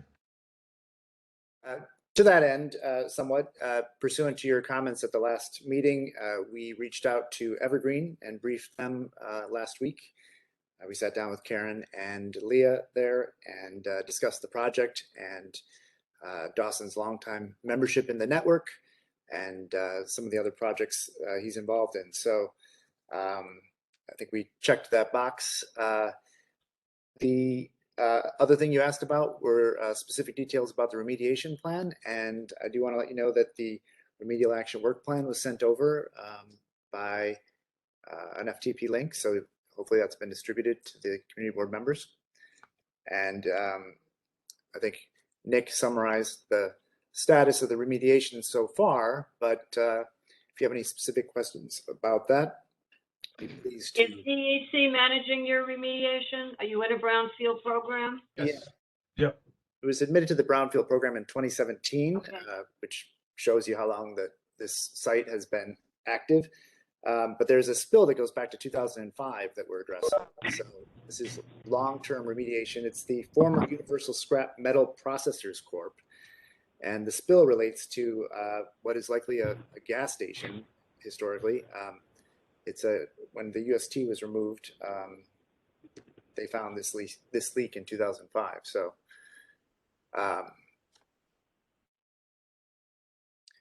that one. So this is almost done. The remediation is almost finished and it's under the DEC supervision. Yeah, we've gotten endpoint sample testing for everything that we've done. Everything is passed up to track 1 snuff. You know, and God willing, you know, we're going to wrap it up with this last piece very shortly, and we'll have a nice clean site. All right, so why don't I open this up to the other committee members? Steve, do you?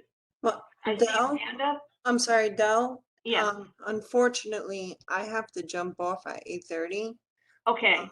Would So why I don't you be get able? started then? Why don't we start with you, Karen? Okay, I apologize, I really do, but I didn't think that Fillmore was gonna be that big of, a deal. Yeah. Yeah, I just, first and foremost, I want to say that, Evergreen does know Dawson and all the development that he has done. We actually honored, Dawson going back a few years ago. Evergreen has, because of both the combination of industrial and being part of the community. So as far as his character, and I just have to say, I trust him as far as, this project is concerned. Second of all, I do want to say, as you know, we do not support, hotels development. It doesn't comport with Evergreen's, mission for manufacturing and industrial in the neighborhood. However, this project was previously permitted for a hotel, and as you can see, it's really like a time clock issue with the special permit process and all of the development and the foundation that he has laid already, and all the remediation work that they have done. I feel, and this is me personally, I feel that it's warranted to support it. But, again, as far as, the special permit process is, started, but as you could see, all the work that they already put into this.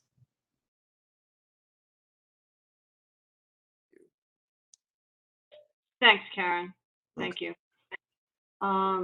Steve, I see your hand up.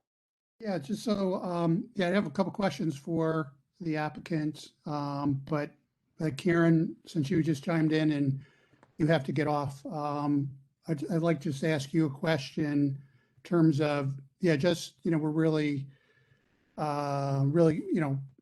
putting it lightly, mindful of approving hotels in our district.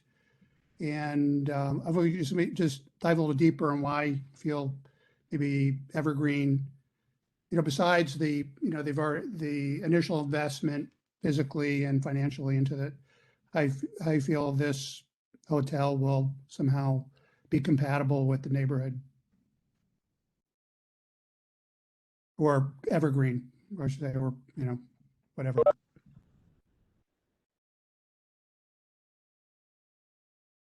Sorry, Steve, was that a question to me? Yes, Yeah, it it was, sorry. Okay, so how it would be compatible? Or I I guess mean, well, I feel like, yeah, the Evergreen community would be more receptive to having the hotel in this location. Um, I mean, being, I guess, it would, we're going by that it was already previously permitted going back, to become a hotel. So it's kind of, I guess, grandfathered in. No, it doesn't comport with, our mission. However, but if you look back, it was already, approved for a hotel is what we're saying. And they already put in all the infrastructure to make it so. And second of all, yes, the site was horrible, beforehand. And I'm just saying, as far as a character, I know Dawson has been, a community partner in developing both commercial and industrial manufacturing in the community. So as far as that's concerned, I feel that it would be warranted. And that's me personally. I'm not representing, obviously Evergreen. all right, thanks, I appreciate that. Mm.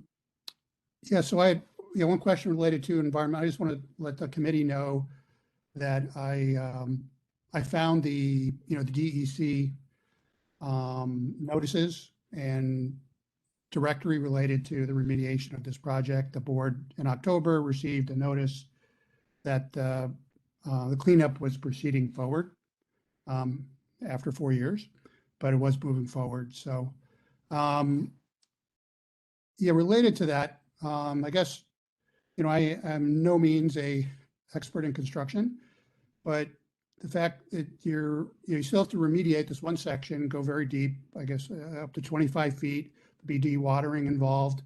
And if I understand correctly, you're erecting these columns, these support columns at the same time, and you have the subway that's traveling underneath or right, near, very close in proximity.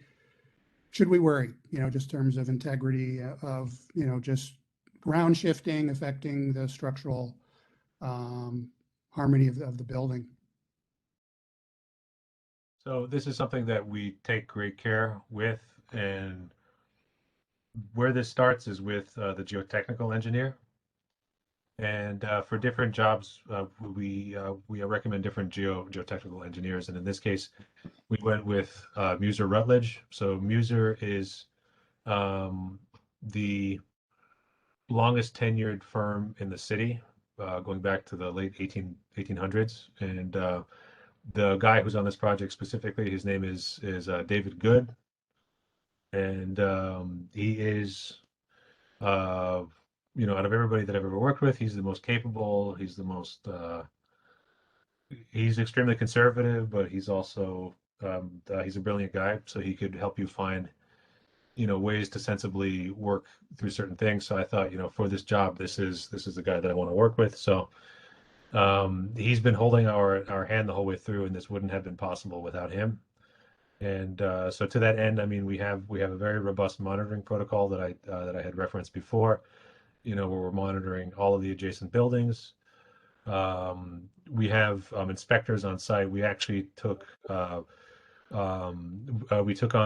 duplicative inspectors. So we have inspectors both from a third party agency, and also one from User's office, and we have these people on site at all times. We were very cognizant of the fact that, with this type of undertaking and with this type of remediation and with the scrutiny that we would be getting, we better cross every T, dot every I. So, we have robust inspection reports. Like I said, there's a lot of duplication here, but we just had to make sure that, we were covering ourselves. So we are very, very confident that, that we've taken every care and every precaution, and, we will continue to do so, because I think ultimately Dawson wants to open this thing up sooner rather than later, which means that if we're, to operate with some modicum of pace, you have to exponentially increase the amount of oversight and of safety, So that's our goal here. This has been kind of it's been a festering spot in the neighborhood, for as long as I've known it. And What are you going to build over the area that's being remediated now?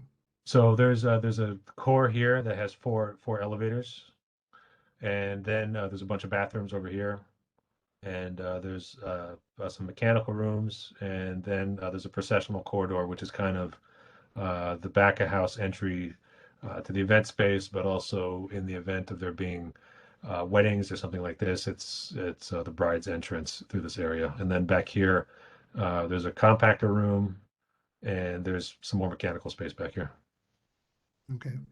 All right.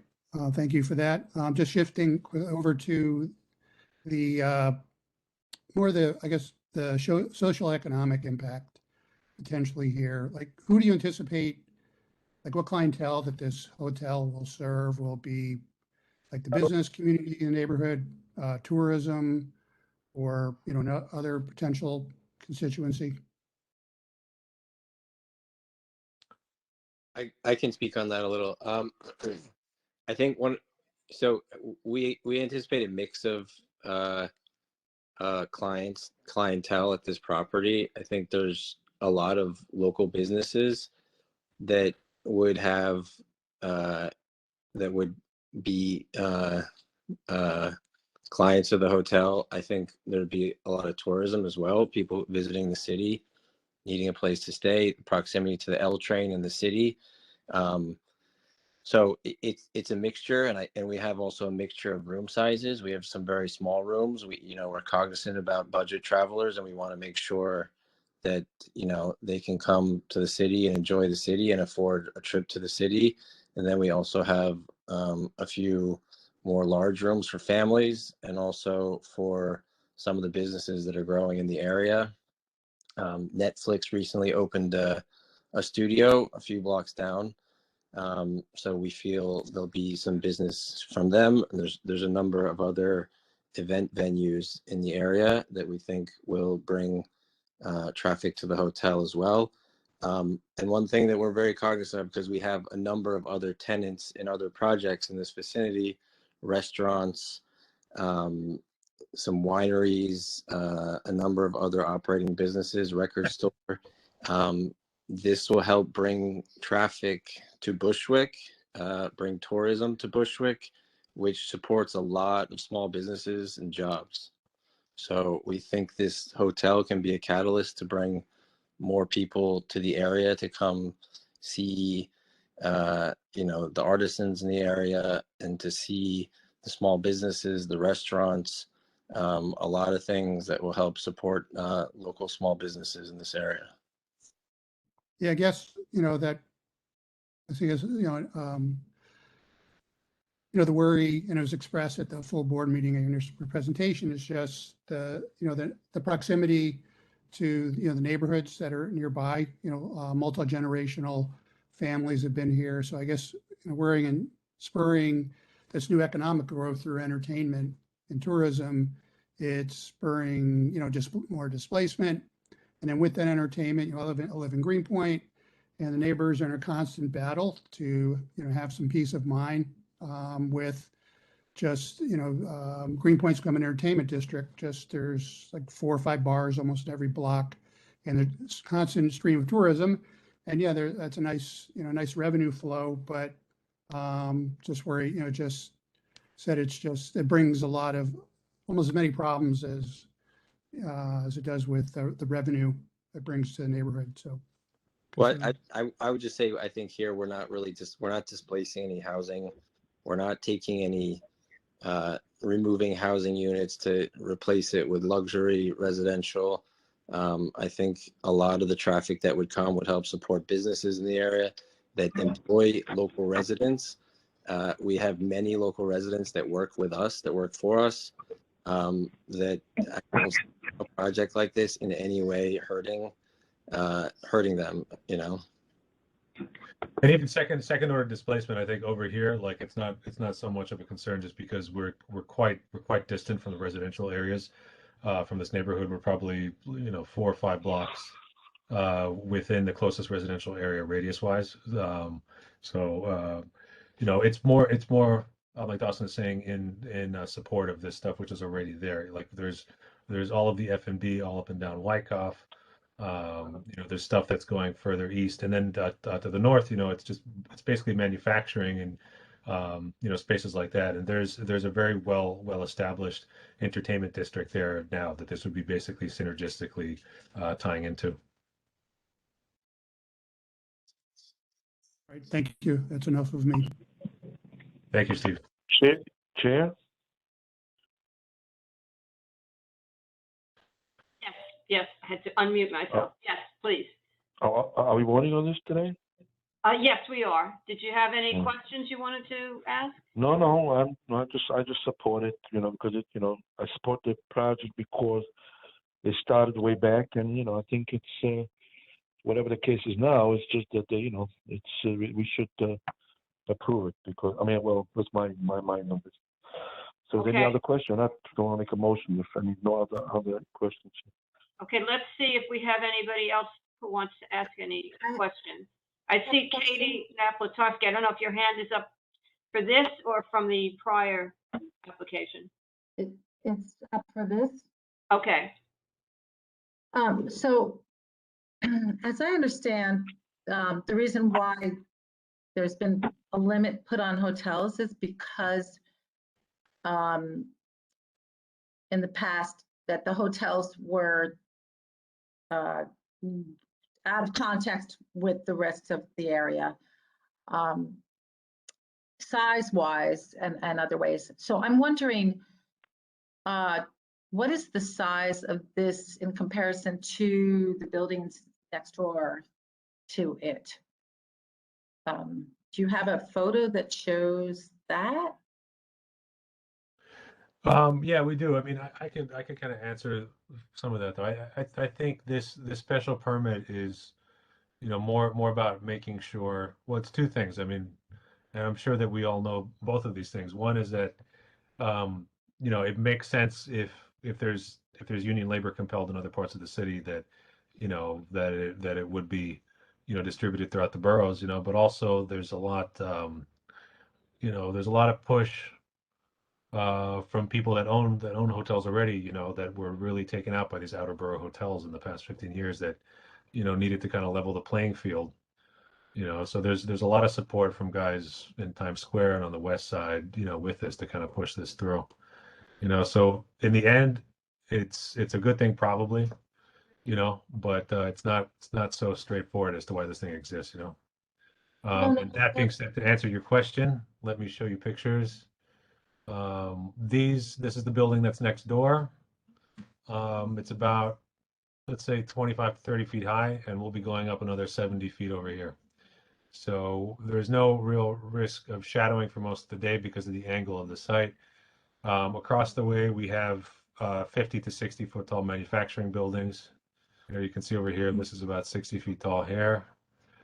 This one's about 50 feet tall, 4 stories, 50 feet. And what else can we show you? This is the one again that's next door.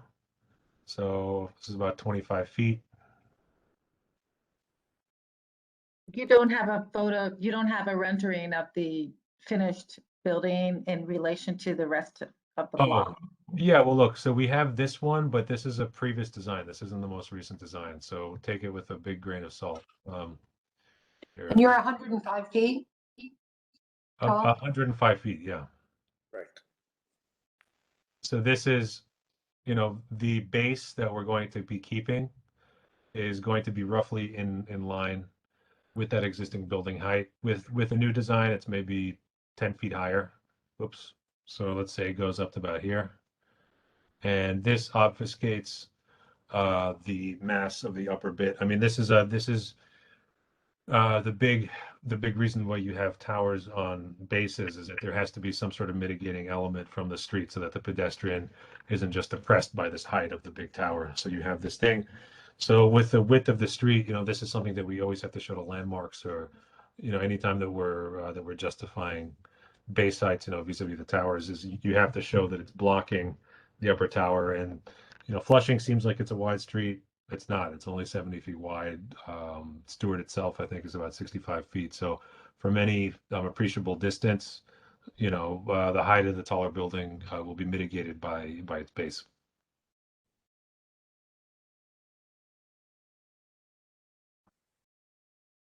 Yeah, I drove down there the other day. This is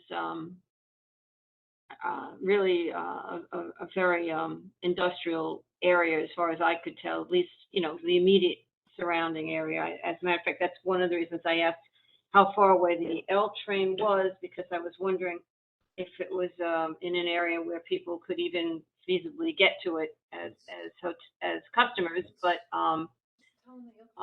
apparently the L train's about a block and a half away.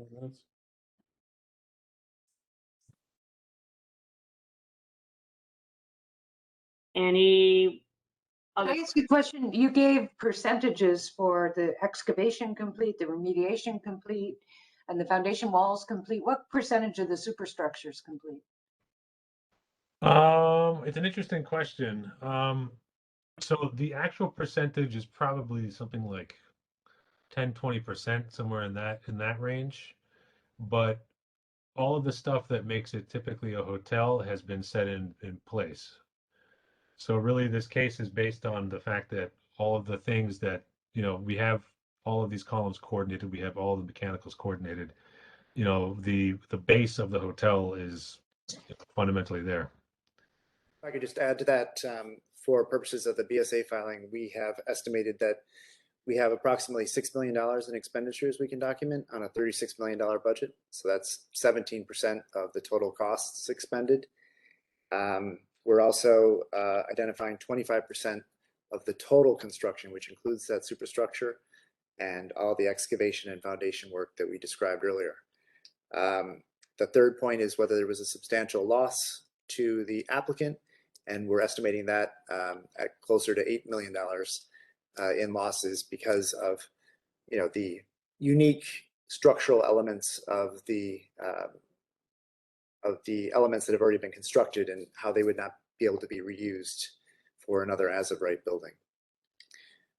When you say that substantial construction has taken place, you're also saying only 25% of the total construction. I know that there are all these other parts, but in essence, only 25% of the total construction is completed at this point. That's right. The term substantial construction, it might not mean what you would naturally think it means, but pursuant to decisions that have been provided by courts across New York State, anything above 5% has been identified previously as substantial construction. Okay. So. I will add, in my experience in prior applications like this, it's almost always been related to how much of the foundation was completed. So I would agree with what he's saying. So you're saying that you would, if you were not given, if this were not approved, you would suffer a loss of $8 million? Is that what you're saying? Correct. I just join. I mean, I feel like that because they were halfway there, that I think that there is good reason to go forward. I would only perhaps throw in there that it should be 1 story less, perhaps. But why 1 story? Because, or 2 stories, I don't know. I just,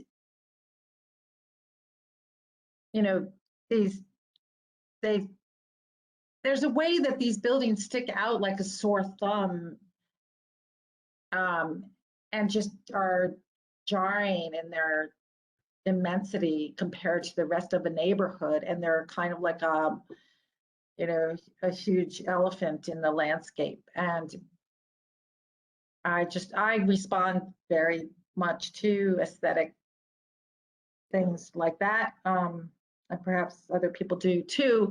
So I'm, suggesting a recommendation that yes, but that it not be the height that it is planned to be.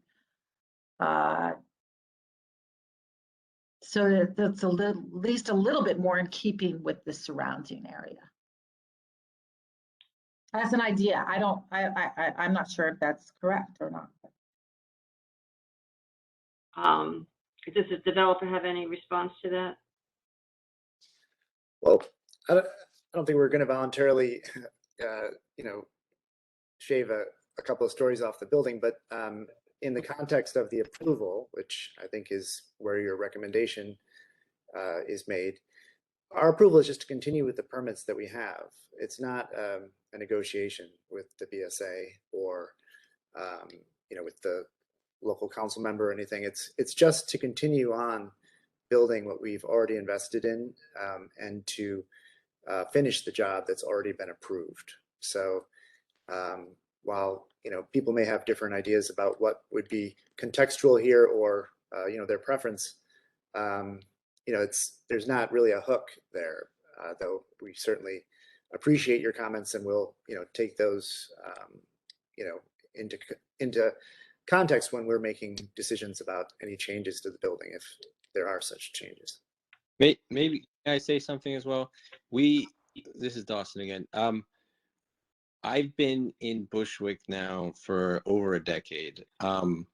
We have laid down roots in this neighborhood. We're not guys coming in looking to make a buck and leave. All these projects are a lot of work. We look to invest long term, and we're very interested in building buildings that add to the neighborhood, that are visually appealing, architecturally appealing, and also sort of respect sort of the original sort of fabric and architecture of the neighborhoods. We love these, we love industrial buildings, old industrial buildings, loft buildings. And so I would say, while the height is higher than some of the buildings in that area, I would say compared to a lot of the buildings that have gotten built in Brooklyn and many in Manhattan, we're very, very cognizant about, it being appealing, and that it's not an eyesore, and that it's something that people will appreciate as opposed to dread looking at. So, and often it's with simple, subtle, materials. We don't do flashy things. I would say the renderings you've seen, those are old renderings that we didn't do. We're just trying to give you guys a context of scale, but they're not really representative exactly of what's going to be built. So we're here for the long term, and we're really concerned about what gets built and what the neighborhood becomes. And there's a lot of examples in Brooklyn, in CB1 particularly, that we're not big fans of. And one of the things we're doing is trying to make sure that the fabric of Bushwick is maintained and remains an interesting neighborhood, and goes a different direction than some other areas of CB1 have gone. I think that, we do have to look at the scope of what the application is about. Again, remember the three factors that we need to look at. And one is that a substantial amount of work has been done, a substantial amount of money has been expended, and whether there are any really serious material health or welfare overriding concerns. So, not seeing any of those, can I make a motion to approve? yes, and I second it. Sarah, can we have a vote?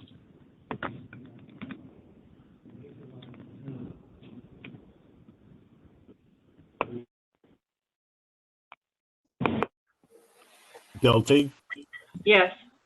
Maria Vieira, Yes. Trina McKeever, Yes. Stephen Chesler, Abstain.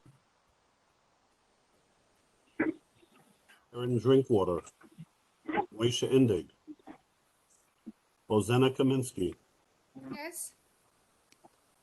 Abraham Leibovitz, Sante Michelli. No. I'm sorry? No. Thank you. No. Rabbi Niederman, Yes. Karen Nieves, Isaac Sofer, Yes.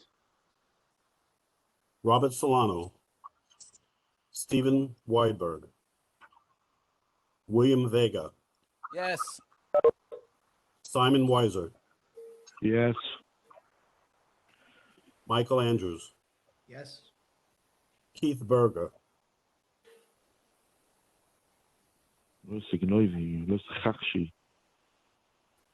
Keith Berger, Corey Canton, Yes. Michael Kowachka,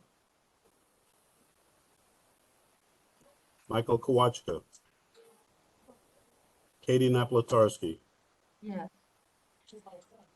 Allison Stone,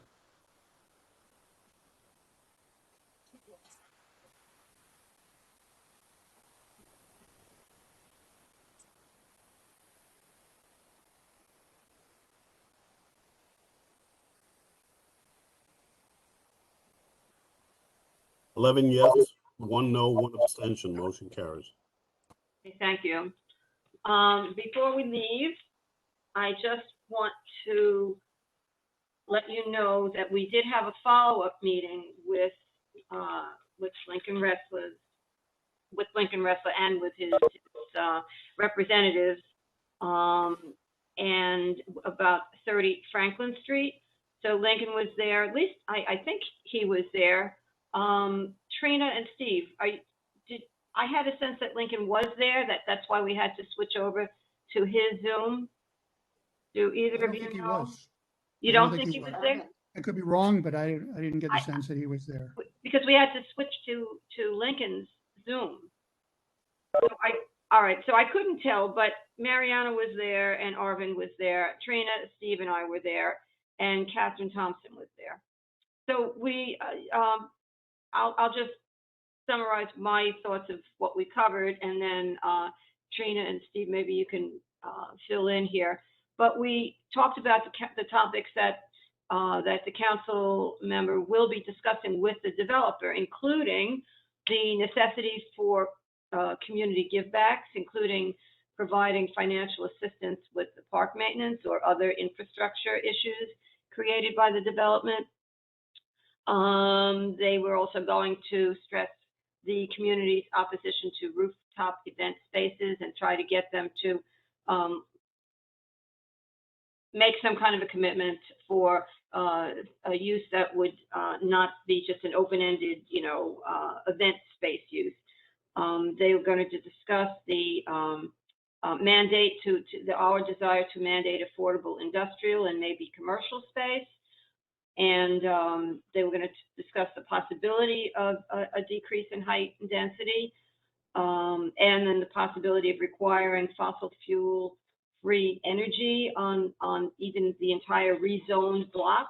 And they also talked about the possibility of maybe investigating the idea of an entire geothermal area. And then they're going to get more information on the sidewalk inset. We weren't sure whether it's an inset that makes any kind of a difference. Those are my notes. Steve, Trina, I don't know if you have anything you want to add to that. Thank you. You covered it.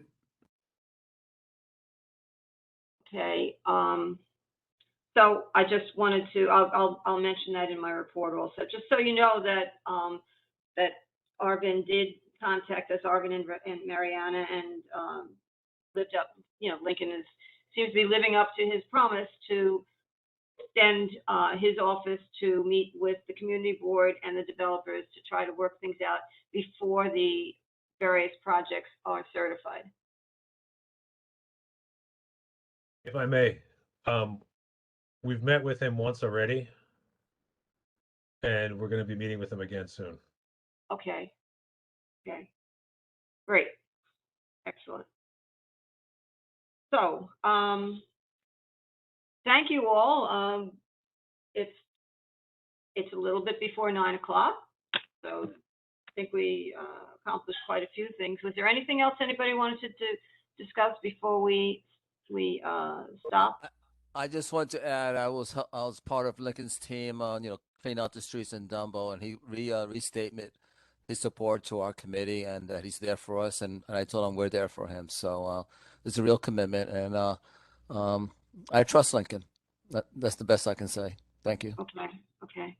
Del, There is it's Trina. One Go thing ahead. that we did also talk about was a general meeting with Lincoln's office about discussing how community benefits agreements could be baked into the different ULURP and special permit. Yes, projects absolutely. that come before us.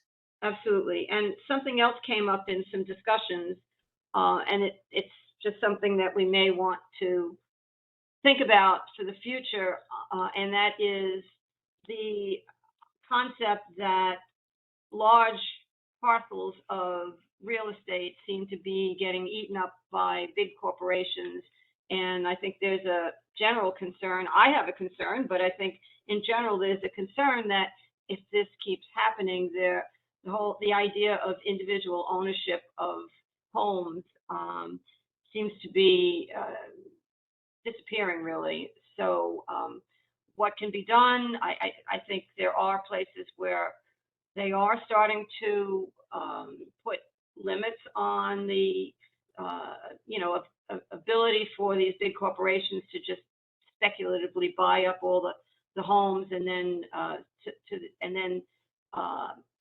make it so that individuals and families starting out, or just individual families, can no longer afford home ownership. It's a discussion that I think is happening, and if everybody thinks it's worth happening, then it's a discussion that can be had. 100%. I have a 9 o'clock meeting to Stop run off sharing. to. Okay. Can we stop sharing the screen? Oh, yeah, sorry about that. 100% support to here and in Williamsburg. We got 5 houses that are being bought by corporations. So a couple of homeowners are trying to put our resources to buy a couple of these properties. So it can stay 3 stories and 2 stories instead of what we fear all the time is 12 stories. So just something is real and it's happening all part of North Brooklyn. But I got to go to our 9 o'clock meeting. I love you all. God bless you. And 100% support this effort. Bye-bye. Thanks. I would love to have that discussion and perhaps even make some sort of a declaration for what it's worth, but at least then the word could start to be spread to the whole community board and to whoever is listening whenever a declaration is made. I think it would be great to do that. So why don't we think about it? It's essentially 9 o'clock now, and we have to end. But I personally think it's a conversation that is worth having. I don't know what the answer is, but if people are interested, then I think it's something that can be brought up. It's brought up to the full board. Perhaps our housing committee wants to get involved. Whatever, but I'll put it in my report. I'll just mention it as a discussion that the board may find worth having, and we can move ahead on it. If I can, I realize it's 9 o'clock. It's Corey Canton Yeah. here. I did have a brief conversation with Lincoln about it, and he was talking about there's a good cause eviction. I think policy that they're trying to put forth, which sort of talks a little bit about, or not talks, but it's designed to address rent increases and evictions. But it's a little bit different than what we are talking about here, which is targeting corporations. But just to say, I did have a beginning of a conversation with Lincoln. So it's definitely on his mind, I think, in a little bit of a different way than what we're talking about here, but it is part of a much greater thread. So yeah, I think it's becoming clear that for whatever reason, I don't really understand it. The rents and the housing prices are just going through the roof, and I think crisis is a mild word for saying what we're having now for affordable housing. In any case, I think we're probably, at least most, if not all of us, are probably in agreement on this. So with that, I think we have to say goodnight and thank you all. We had a great meeting tonight. So Just thanks. one last thing. Sorry, Yes. this is also something that we've also talked to Lincoln's office about, and it's true also for manufacturing and also commercial spaces as well. And what we're seeing is that there's Amazon types and Prologis types that are making strong moves, specifically in North Williamsburg, and it's something that we are banding together, several of us, including Dawson, to try to do something about, because this would really be the last gasp of that nice smaller scale fabric if these guys came in and there was just nonstop last mile trucking coming in. So we hope to see you again soon with some proposals that we hope that you could back us on. Okay, thanks. What is, Yeah, Trina. Sorry. is it just a set of architects and business owners, or do you guys have is there a name for the group of you? That There's no name as of yet. I mean, maybe Dawson comes up with something catchy, but it's some local business owners, it's a couple of architects, a couple developers. that would be great to work with you. I mean, that would be great if you could come back to our committee and strengthen numbers. Yeah, we look. That's the only way to do it. There's no other way. And when we think that it's that there's a lot of merit, because it's like essentially something very, very civic minded. And personally, I've been inspired by Dawson. Because I'm basically a tailor for people's ambitions most of the time. And in this case, you have somebody who has a much more long-term view, and it's extremely heartening. So. I think that there's hope. Like it looks bleak with all this stuff, but I think all of us together, like, we could make something happen. All right, guys. Thanks. Oh, and by the way, remember next full board meeting, there will be nominations for the officers, and then I guess in June the board votes. So, okay. Thank you so much.